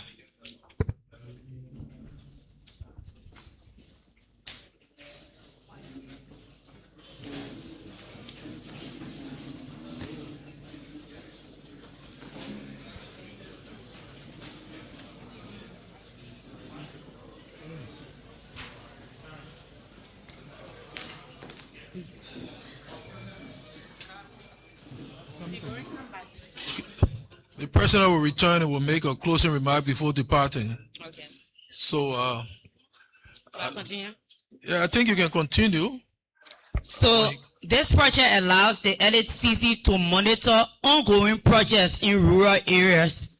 And we have volunteers that are reporting currently to us as to progress, as to irregularities that are currently ongoing with projects that are being undertaken in selected counties within the rural areas. I'm happy to report that this year the LACC, through its engagement at the international front, were able to engage and be a part of the association, the annual general meeting of the Association of Anti-Corruption organization in Africa where we bid for the position to represent West Africa, and Liberia was selected or elected to that position. It has been since 13 years ago. We were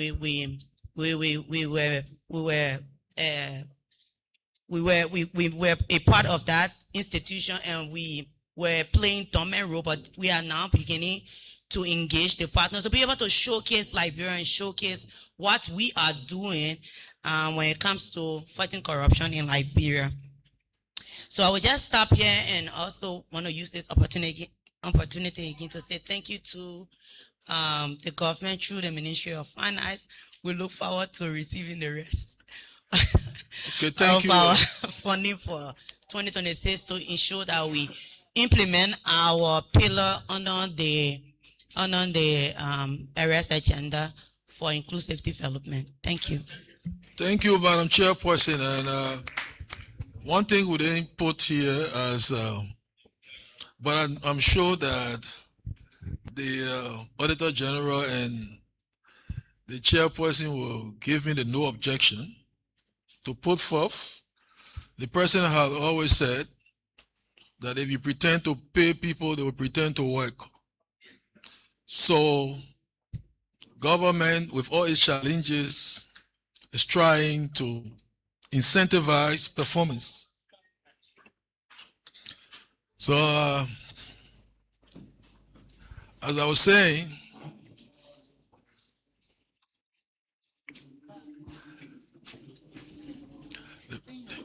the President always said, and the President will make a closing remark before leaving, but I was just, okay. The President always said that if you pretend to pay people, they'll pretend to work.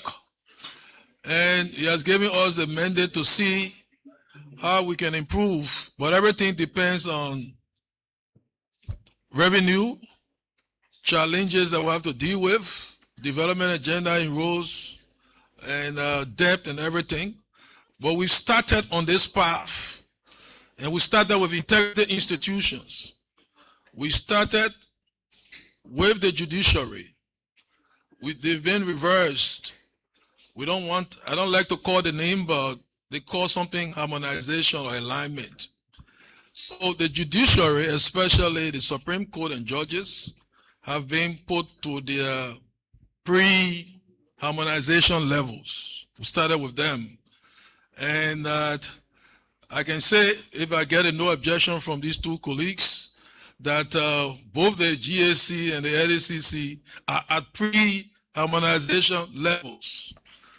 So they shouldn't be the bus stop, but we're starting with them and we're proceeding. Based on what government will do for us, we'll determine how far we can go. Mr. President, maybe you want to chip in. Oh, okay. Okay, so we'll just speed up, snapshot quickly. The President will make remarks and then we'll open the things up. In terms of Pillar 5, the environmental sustainability pillar, the EPA has decentralized in 15 counties, and they have enforced regulation.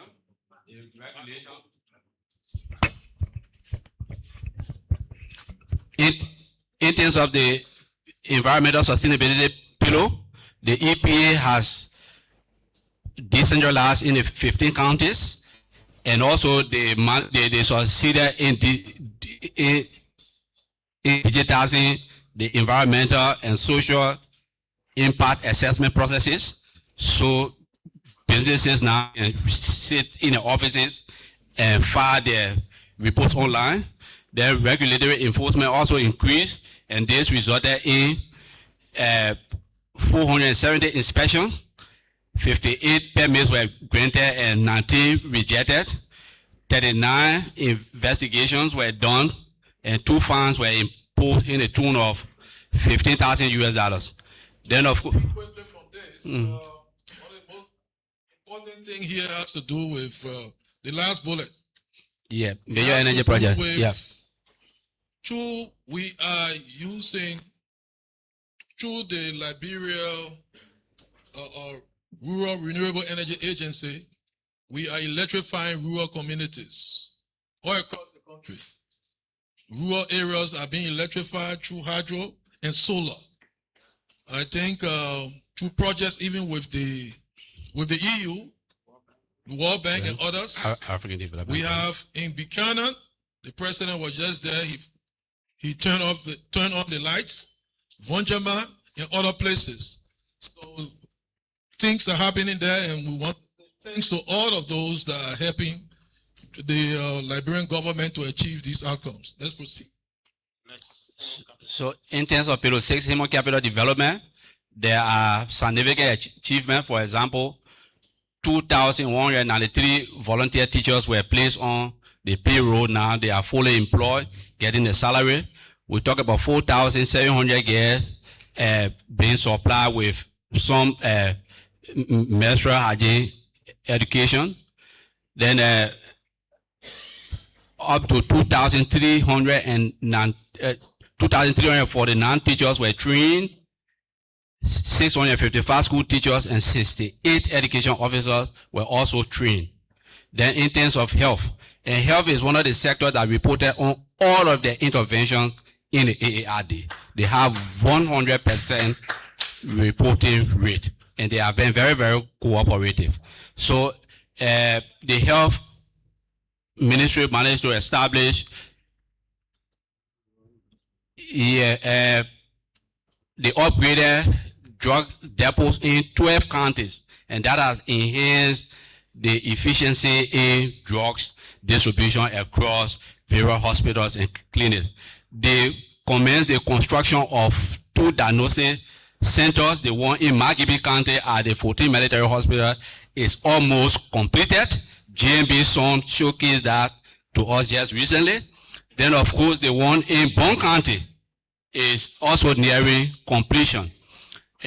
Enfield has been successful in detecting these diseases outbreak within record time, and about 85% detection rate in the first few days of outbreak.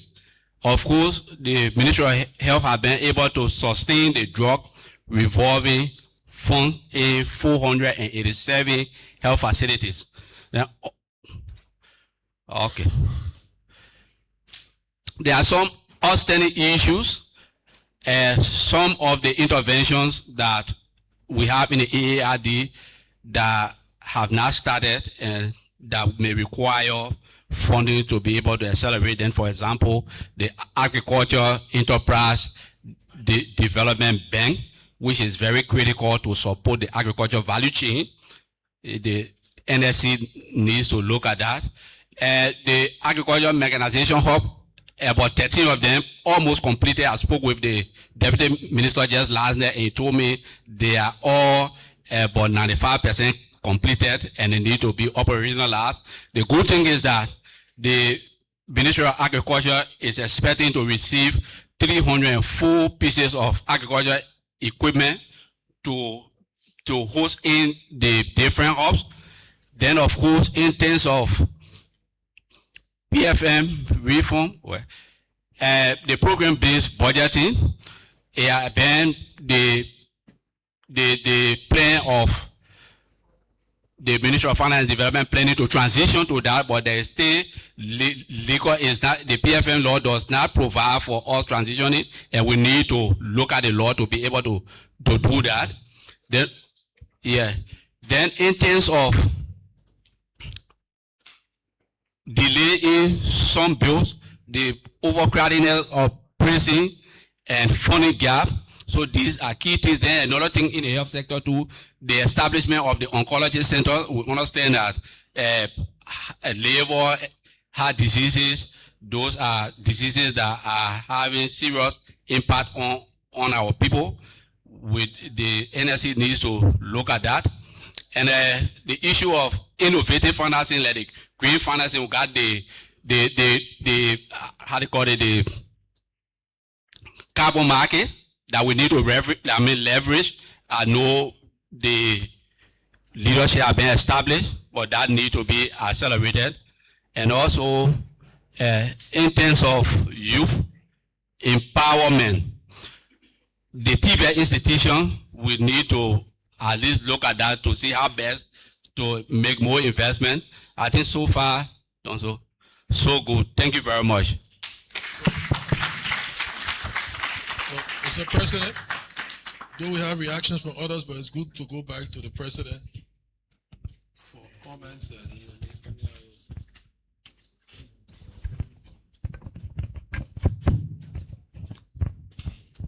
Mr. Minister, your team there, we want to just thank you very much for keeping the record and the delivery. And we want to thank all of our institutions that have been praised for their performance. And this is what we look forward to. I just want to say thanks to all of us. I know very well that you can attest to the fact that when good things are happening, we saw July 26th, I understand the celebrations were all over the world, so to speak. We want to continue to encourage you to do the best for your country. And I have to believe that in the next 2-3 years, we show determination. Liberia is going to move to the level of a greater respectability. And I just want to thank all of you. We continue to work together. I used to say, the Minister of Finance, they cut your money to balance the budget and leave you with the problem budgeting the balance. But today, so today, I think they are delivering, and that smooth flow and the responsible use of resources will bring us to the result. Thank you again. God bless you.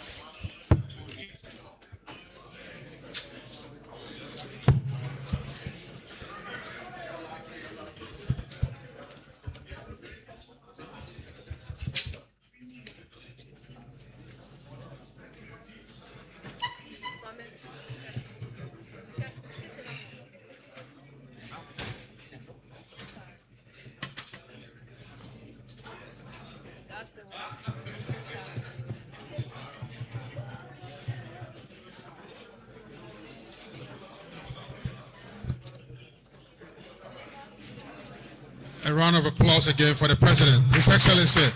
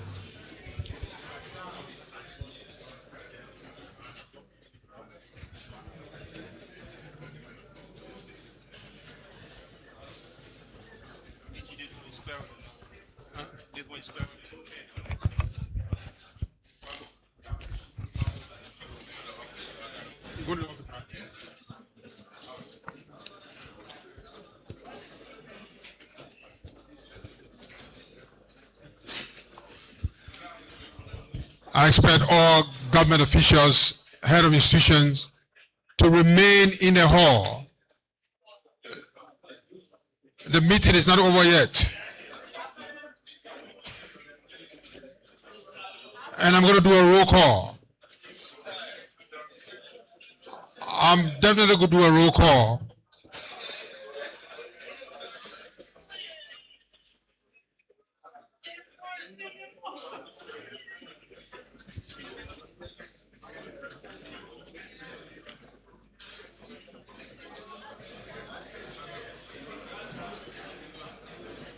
All heads of institutions, please remain in the hall. You may have your seats. Thank you very much.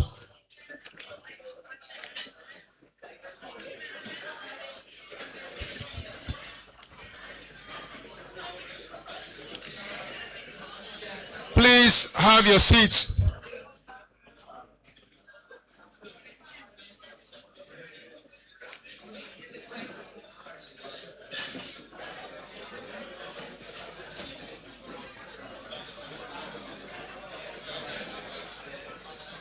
All members of the cabinet and heads of institutions are required to remain in the hall.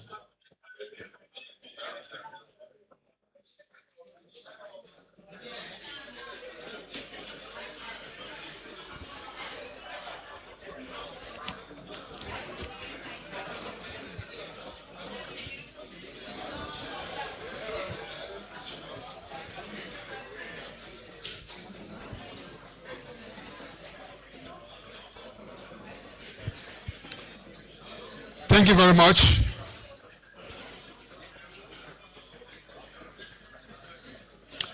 We'll now come to the next item on the agenda, which is reflection on the AAID implementation report. This is where partners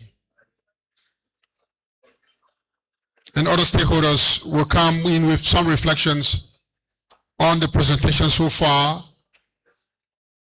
and how they've been following the AAID implementation.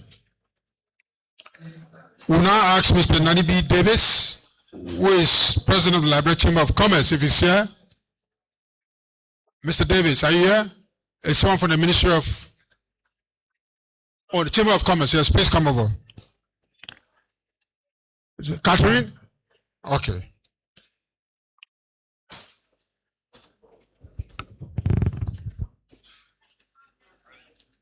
How many minutes do you want?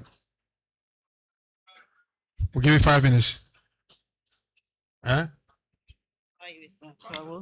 It's good to see you.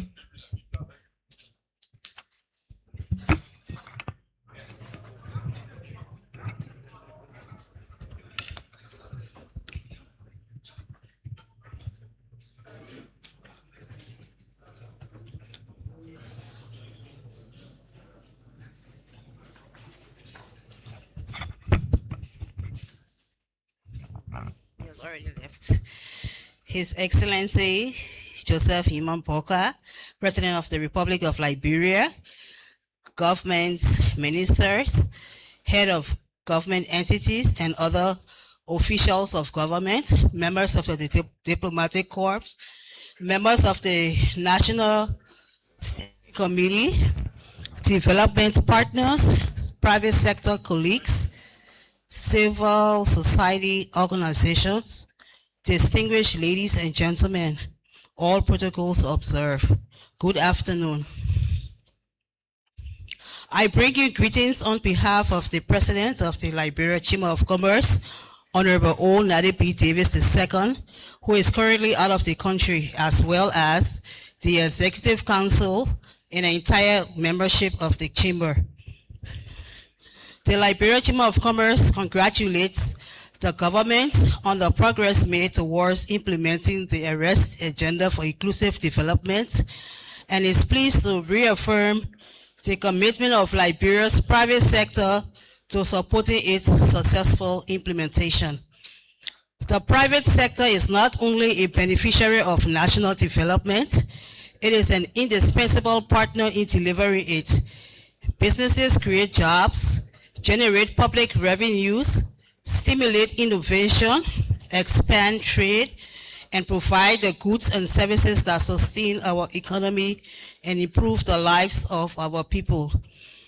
For the arrest agenda to translate into tangible improvements in the lives of Liberians, we must create an enabling environment in which businesses, particularly Liberian-owned micro, small, and medium enterprises, and women and youth-led businesses can grow, formalize, access finance and markets, and compete effectively. The Liberian Chamber of Commerce therefore welcomes the government's commitment to structure private sector engagements. Through this National Steering Committee, we encourage sustained public-private dialogues that move beyond consultation towards joint action, measurable results, and mutual accountability. In this regard, we respectfully call upon His Excellency the President to give his attention to convening the first formal public-private sector dialogue under his chairmanship. This high-level dialogue provides an important platform for government and the business community to jointly consider the major constraints affecting enterprise development, investment, job creation, domestic production, and economic competitiveness. The President's leadership of this dialogue would also demonstrate the government's commitment to making the private sector a genuine partner in national development. It would enable us to agree upon priority reforms, establish clear responsibilities and timelines, and create a mechanism for monitoring the implementation of agreed actions. The Chamber, together with Liberia's development partners, stand ready to support the organization of this dialogue, mobilize broad private sector participation, and provide constructive feedback on policies and reforms affecting businesses and investors. Mr. President, any delay in reaching cabinet resolution of the proposed local content policy is tantamount to directly exporting employment opportunities out of Liberia. In this connection, the Chamber, working along with the relevant agencies of government, continues to support local content initiatives. We are working to strengthen the capacity of Liberian businesses to participate more effectively in the supply chains of concessionaires, large investors, public projects, and other major buyers. Through our Emerging Supplier Development Initiative, the Chamber is supporting the identification and mapping of capable Liberian enterprises, promoting supplier readiness and business formulation, facilitating linkages between local suppliers and major buyers, and advocating for transparent and practical procurement opportunities for Liberian businesses. We are also engaging government, development partners, financial institutions, and large companies to improve access to finance, technical assistance, certification, and markets. Our objective is to ensure that local content is translated from a policy aspiration into measurable opportunities. Contracts for Liberian businesses, skills and technology transfer, stronger domestic value chains, sustainable enterprises, and decent jobs for Liberians. Ultimately, the success of the arrest agenda will depend on our collective ability to turn policy into opportunity and opportunity into jobs, productive enterprises, investment, and inclusive economic growth. The Liberian Chamber of Commerce remains committed to working with the government of Liberia, development partners, and all stakeholders to build a stronger and more competitive private sector and ultimately a more prosperous Liberia. Thank you.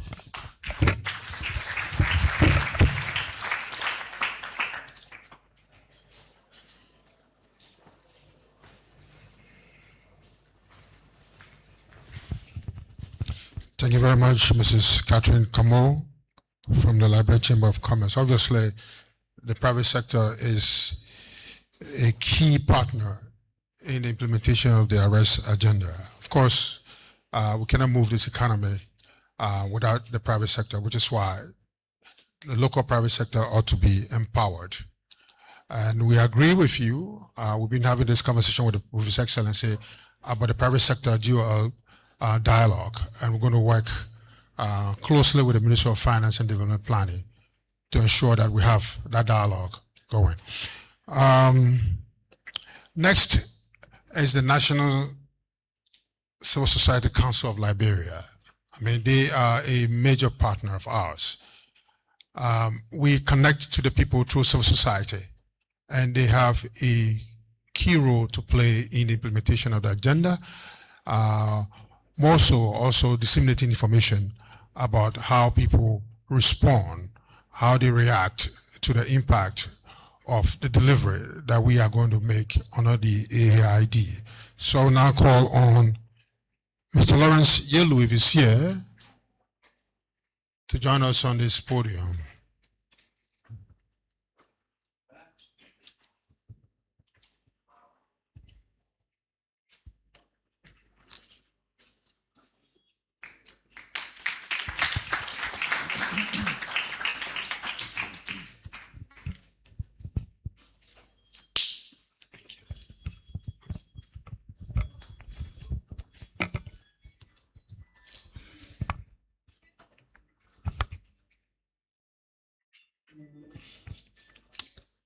Good afternoon.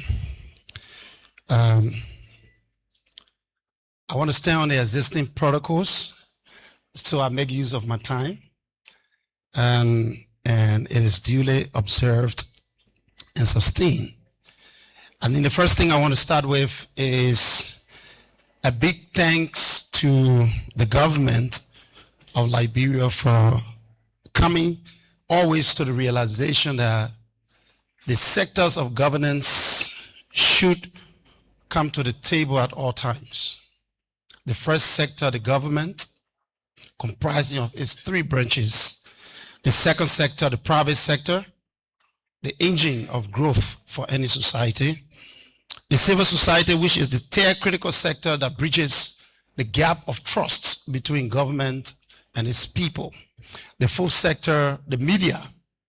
And of course, I hope that the next section of this meeting that we can also provide space for the fifth but meaningful sector, which is academia, that the same space provided for civil society and the private sector, that the media will have a space to present, as well as the academia, because we need research for sustained measurement of making sound decisions as we go along.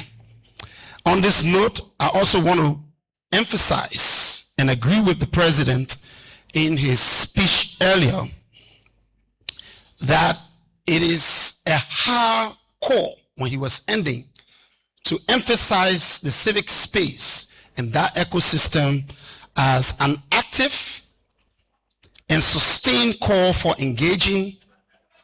And also, we are saying that instead of us having a programmatic bomb and approach to this engagement, that the president himself have a day with the civil society. And I call that a day with the civil society, so that we sit and have conversation that is constructive, is tactical, and of course, is based on strong advocacy.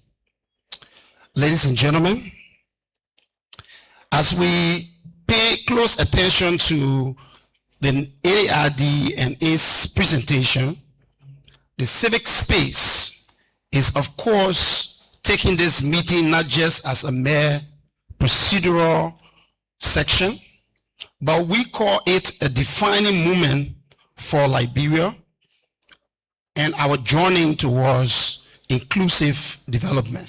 The AAID has already charted a path for progress, but today we call for deepening the impact, accelerating implementations, and as well ensuring that the outcomes are measurable, they are equitable, and they truly create a people-centered development for Liberia. But we also call on the government to make sure that the challenges presented are looked into and to all levels, that it reflects the reality, not just because someone delayed, so action should be taken. When someone delays, you will take action, you should go behind and measure, because maybe somebody may be presenting, and what they may be presenting, the data may also be verifiable. It might not be. So people can rush and bring facts, and they come. And sometimes the facts are questionable. So we need to pay attention to that. We must also remember that development is not just mere measurement of statistics or donor reports, but it also, in our view, should be dignified. It should reflect fairness.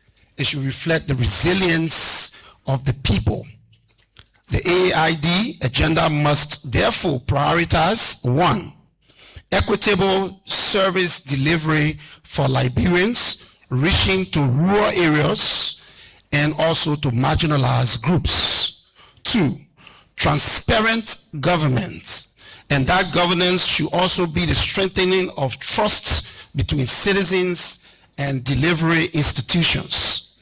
3, youth empowerment and job creations to harness the energy of Liberia's largest demographic.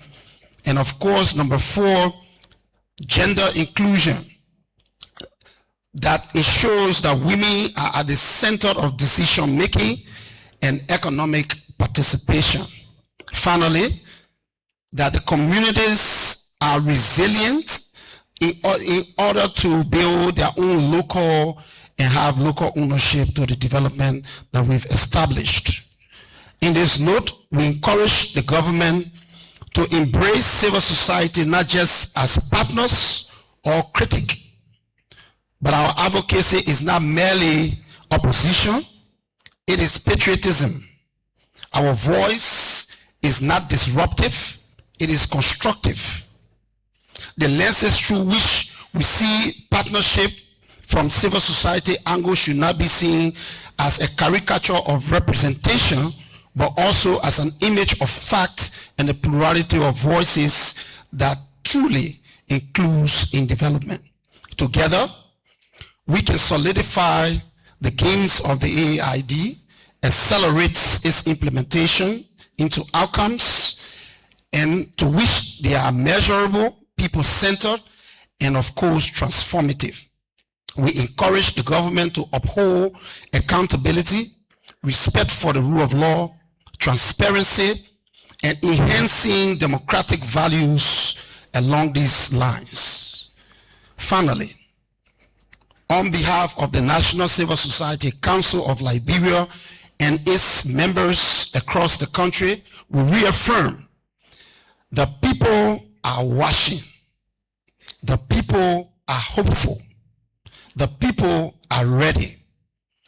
Let's deliver development that truly moves from planning to livelihood. Thank you very much.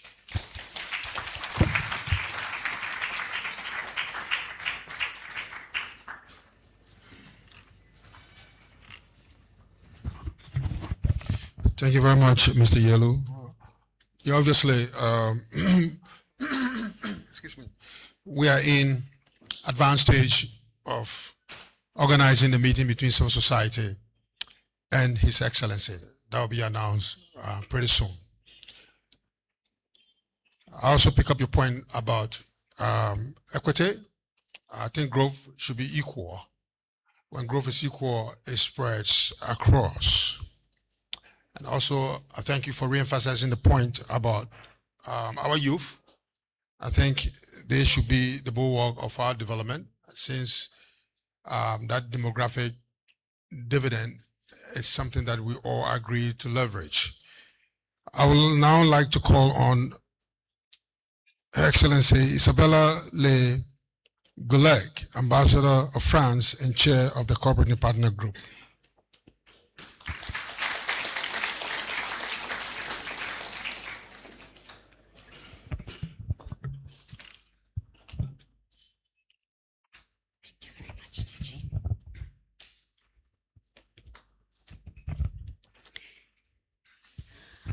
Honorable Minister of Finance and Development Planning, Madam UN Resident Coordinator, Vice Chair of the National Steering Committee, allow me please to stand on existing protocol.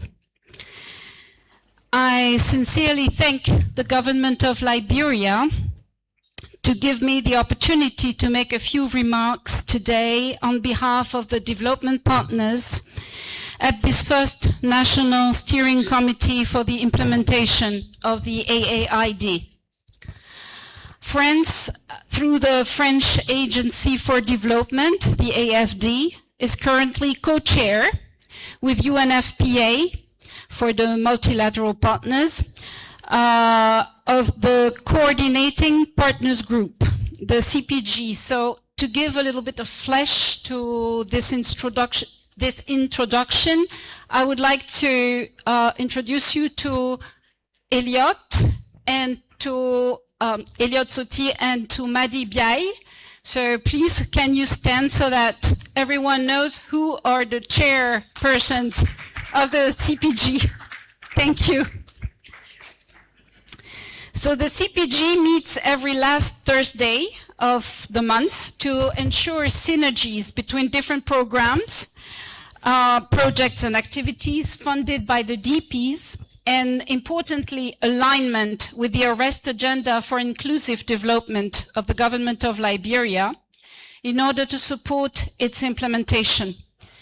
Technical groups also convene, some frequently, some less frequently, to deepen the exchanges and share information specific to the different sectors of cooperation: health, forests, education, TVET, private sector, gender, agriculture.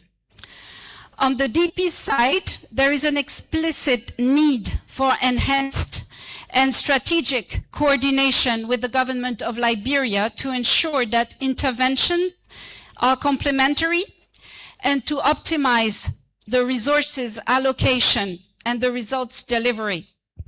There is an expressed need for more integration of the DPs, of the development partners, and more frequent joint meetings, better documented coordination and exchange of information, as much as the AAID implementation structure provides at the 3 levels, this National Steering Committee, but also the committees which could meet quarterly, so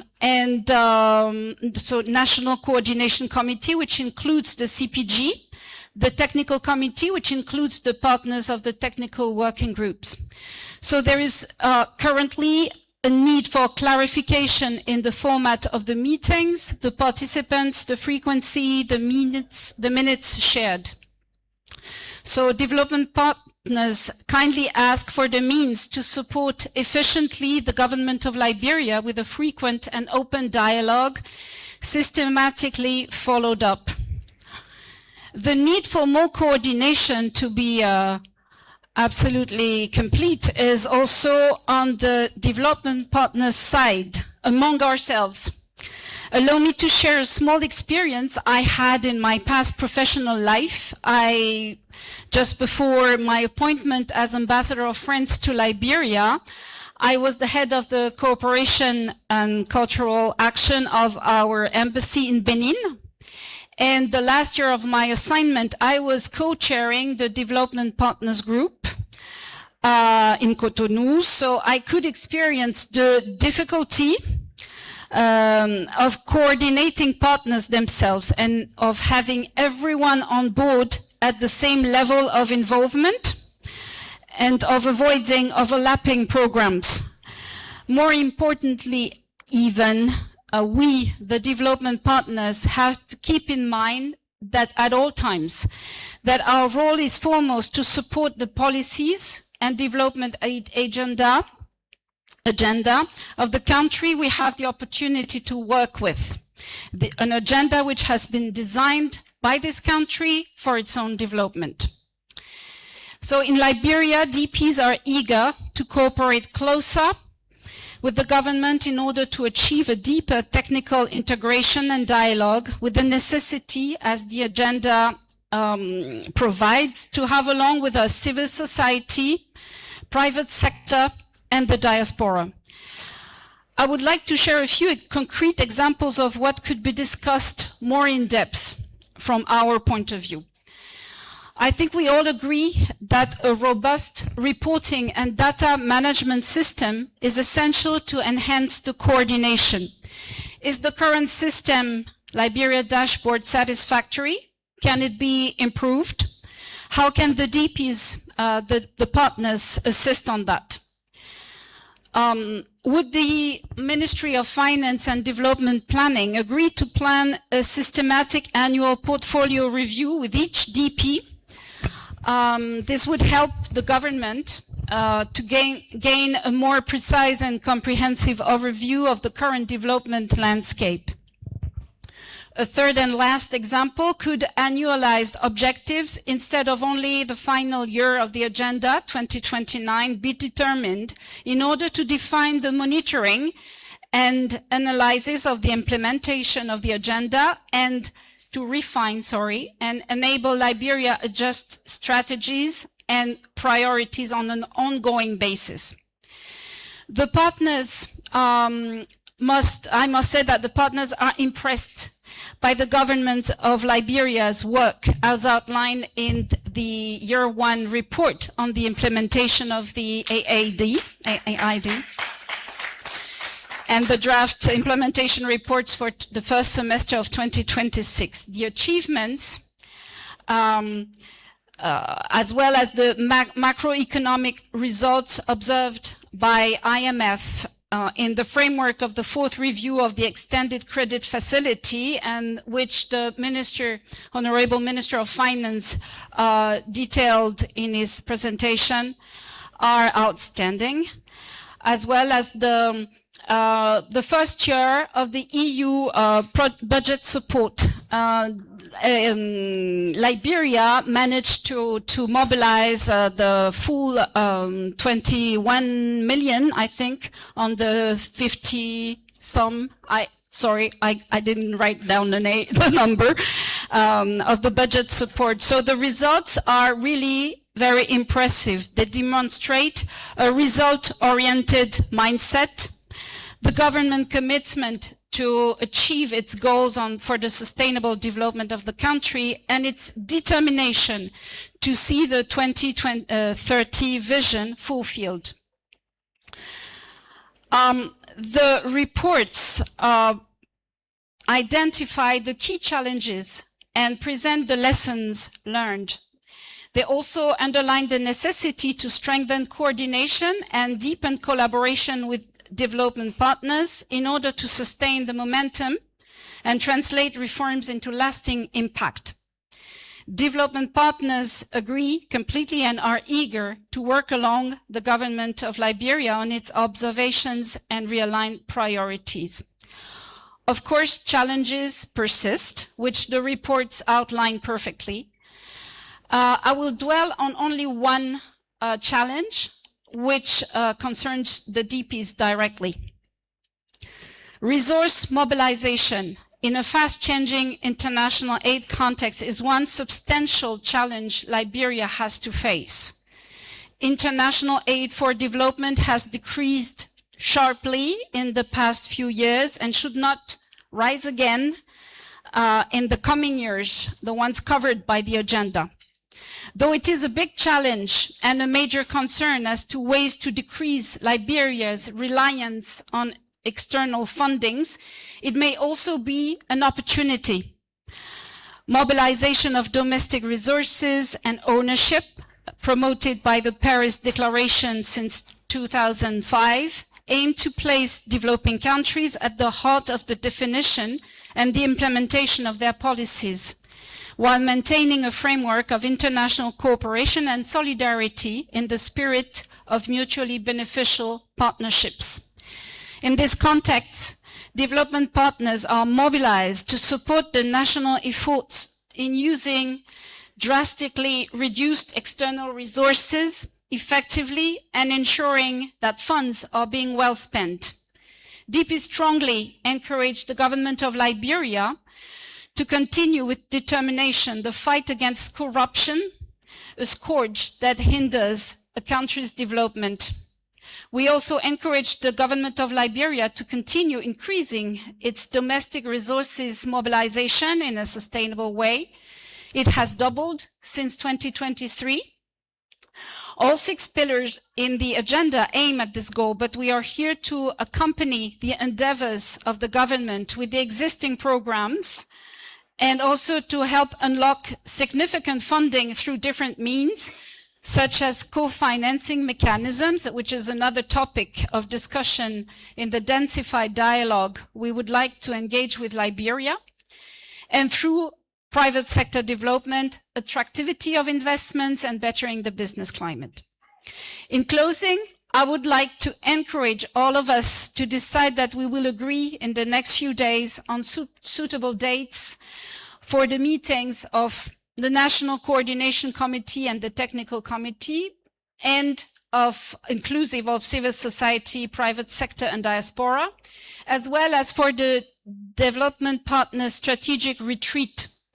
These dialogue forums will enable all stakeholders involved in implementing Liberia's AAID to discuss and support the Liberian government's effort to define, realign, and finalize its priorities for the 2026-2027 period and accelerate AAID's implementation and delivery.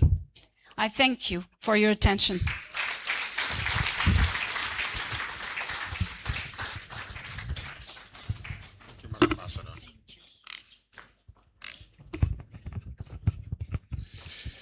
Thank you again, Madam Ambassador.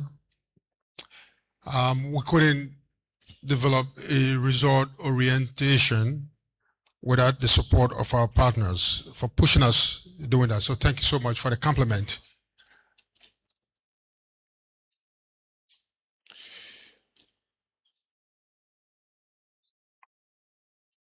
Okay, we are now at the point where we can call on the Dorian of the Diplomatic Corps, Ambassador, His Excellency Ambassador Benyela Augustine Gang, for remarks.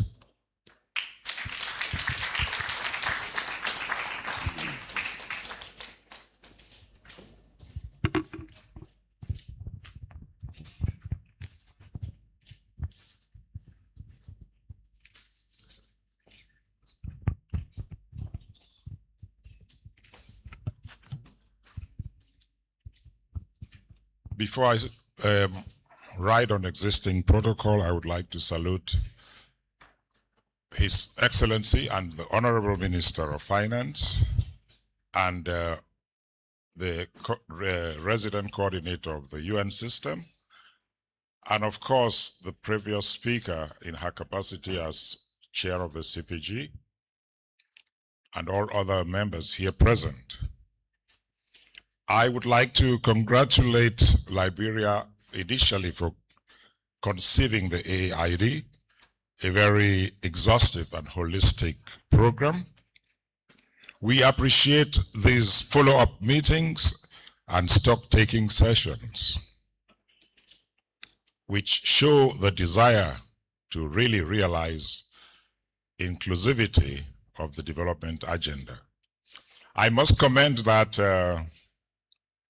the development facet of the AAID would be measured by statistics, maybe in Europe, at the Bretton Woods organizations. But the inclusivity section will be measured by occurrences among ordinary citizens in Caldwell, in Red Light. It will be measured by the going over of citizens at the airports and stowaways, leaving our country and continent. And it could also be measured by the coming in from abroad of citizens who find prospect of progress in Liberia. It is regrettable that there is a regression in inflows of international public assistance at the moment that Liberia has to face the implementation of this AAID agenda. We only hope that this would be temporary and that it is only incidental. although the prospects do not show much hope in this direction. But of course, we have noticed that some partners are using this same opportunity to increase their public or development assistance, international development assistance. The diplomatic corps and representatives of international organizations and partners remain available and enthusiastic to collaborate with Liberia.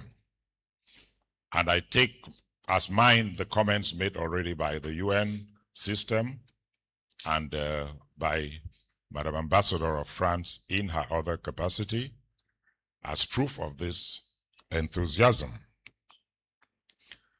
Ours is essentially a role of awakening awareness about national priorities on both sides of the diplomatic bridge. We engage ourselves to continue to do exactly that. But of course, the driver's seat is occupied by Liberia itself.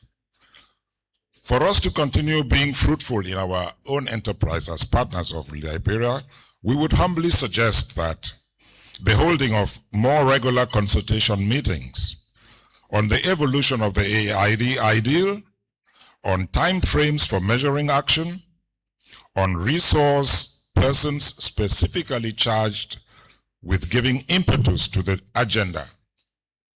Because programs don't move themselves, it is the individuals invited or designated to carry out objectives who actually push whatever agenda or development program we are working with. We must also comment that development would not be achieved by praying ourselves into it. Prayers in church will not lead us to any development agenda. There are, of course, sowing of seeds in churches, but the best seeds are also those which are sowed on ground. So we encourage us. And I speak without any condescendence because I myself am an African from an African country facing the same challenges, and I know that it's good to pray, it's good to act, it's good to sow seeds, it's good to sow real seeds on the ground. We, of course, as diplomats also will try not to be only the critical diplomats. It's very easy to be high-nosed and to criticize the countries in which we live. It is more rewarding to collaborate and make discrete suggestions to the host country. I always tell my colleagues, I don't know whether I am totally appreciated for that we are not co-governors of the countries in which we live. We are partners of development in those countries, and that calls for a certain amount of humility on our parts. I also crave for more media and positive narratives. We pray that Liberia's internal narrative must grow in positivism and optimism. Indeed, it is disturbing to enter Liberia, as I did in the last few hours coming back from a stay in Cameroon, to find the national discourse awash with drug trafficking stories, scares, and suspicions. These diversions do not reflect the essence of the nation. They distract from concentration on the core issues. And we are happy to note that amidst these stories of despair, the fact that in Liberia, the Liberian government has been able to arrest such massive amounts of drugs in recent years may be seen as negative, but it could also be seen as the bottle half full. It means somebody is actually not being caught by the drug kingpins, or else these drugs would not have been arrested or seized. So that's a very positive point to remark on. We appreciate and thank His Excellency President Joseph Numa Boakai for his recent strong leadership to derail the image and actions in the country. The AAID will immensely benefit from the elimination of frustrating institutional suspicions that would also help free-flowing teamwork For no government can work if each member suspects the neighbor of playing on the opposite team, like in the drug game. For it's a domain in which everybody becomes afraid and frightened to know whether the measures being conceived are actually being transmitted to the opponent. With these few remarks, which I made because, as I said, I just came in a few hours into Liberia and I saw the invitation from the Honorable Minister, my namesake, and I said that I could not hide in my residence and say I did not hear that an important meeting on Liberian development was taking place. And so I came here to join in support of Liberia. I thank you very much.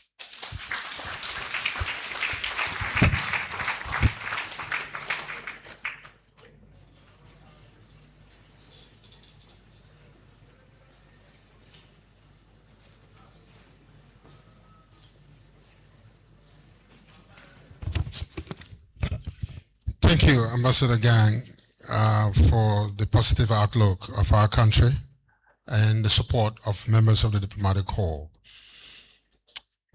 Okay, we have cabinet members here and as well as heads of institutions. The question is, would you want to make some comments on the presentation? Do you have any intervention to make?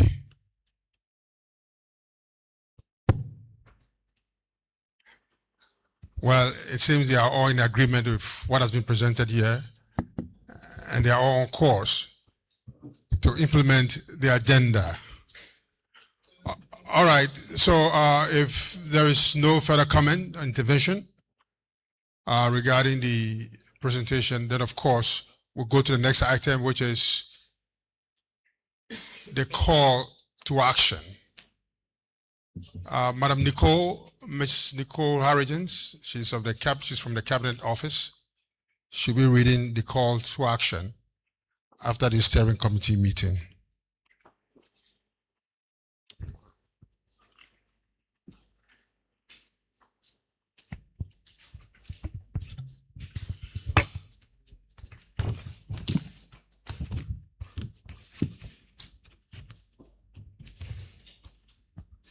Honorable Ministers, heads of public institutions, partners, all protocols observed. This is a statement, a call to action of the National Steering Committee under our theme, Consolidating AAID Gains, Accelerating Implementation Towards Measurable and People-Centered Outcomes. We, the members of the National Steering Committee, comprising of the government of Liberia, development partners, private sector, and civil society organizations, and other key stakeholders gathered at the National Steering Committee meeting of the Arrest Agenda for Inclusive Development, AAID, hereby reaffirm our unwavering commitment to effectively implement, monitor, and report on the AAID in a transparent manner in 2026 and beyond.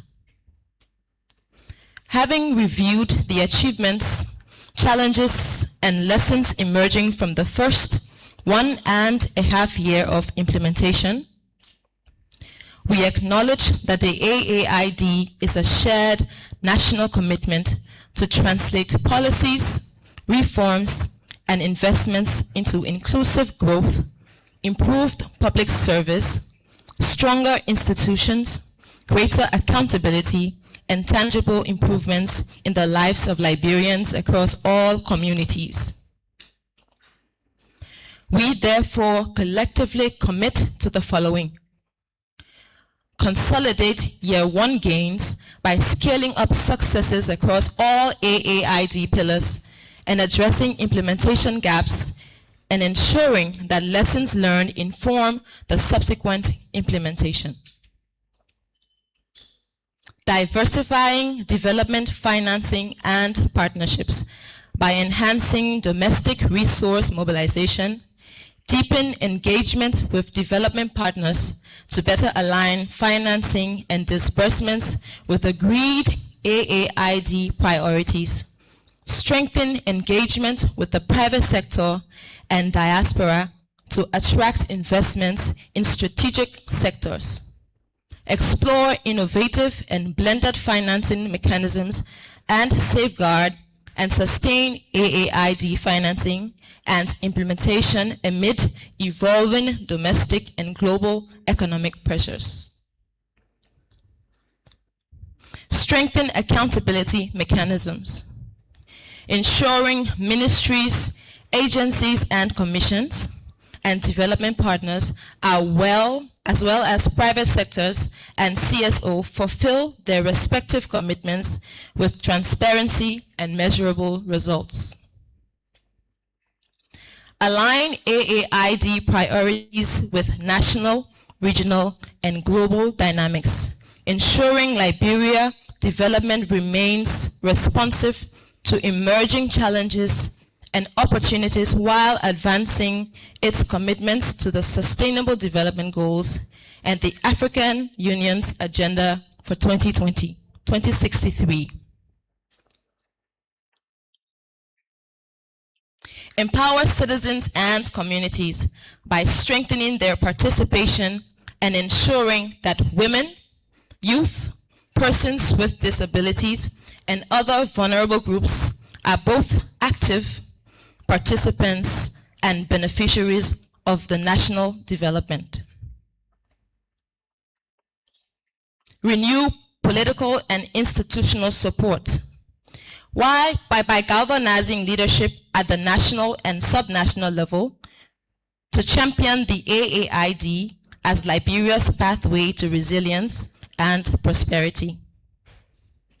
Last but certainly not the least, accelerate the transition from plans to tangible outcomes by prioritizing high-impact interventions and investments that create jobs, increase economic opportunities, expand access to essential services, and improve the livelihoods of the Liberian citizens.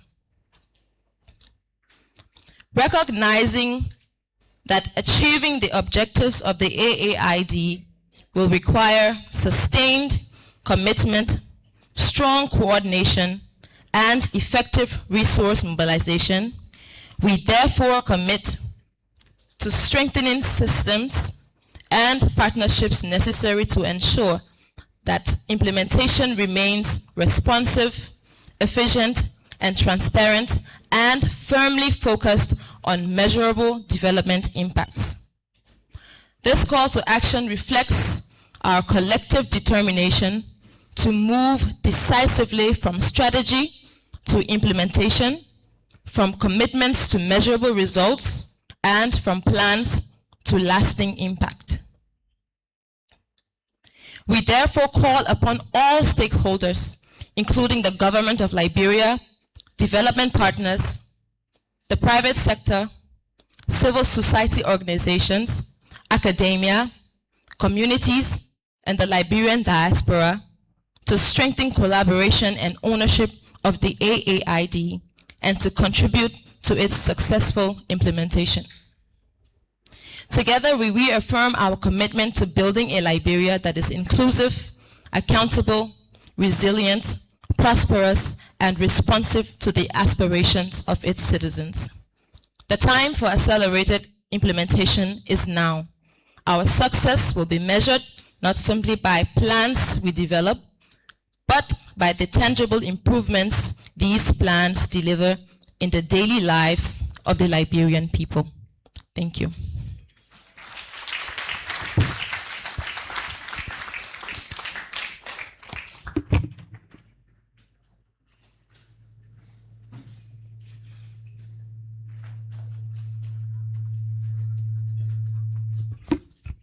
Thank you, Attorney Nicole Harrigens of the Cabinet Office. Well, we are on the last item, which is closing and lunch. But before that, this brings to an end the steering committee meeting for today.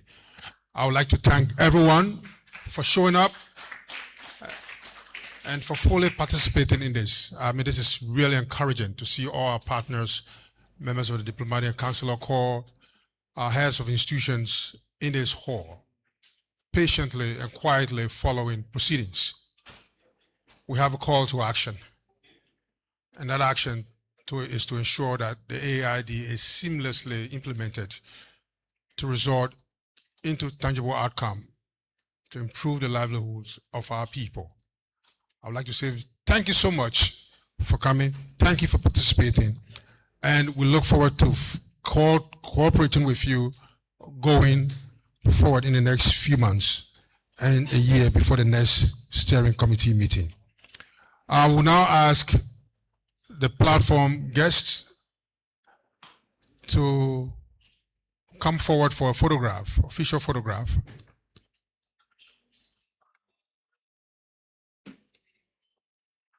Please don't leave the hall yet. Lunch will be served shortly for everyone here. So please stay around until the end of this program. But we'll call all the platform guests, members of the Diplomatic Corps, our partners, and ministers of government for an official photograph. And heads of institutions as well, if you are here.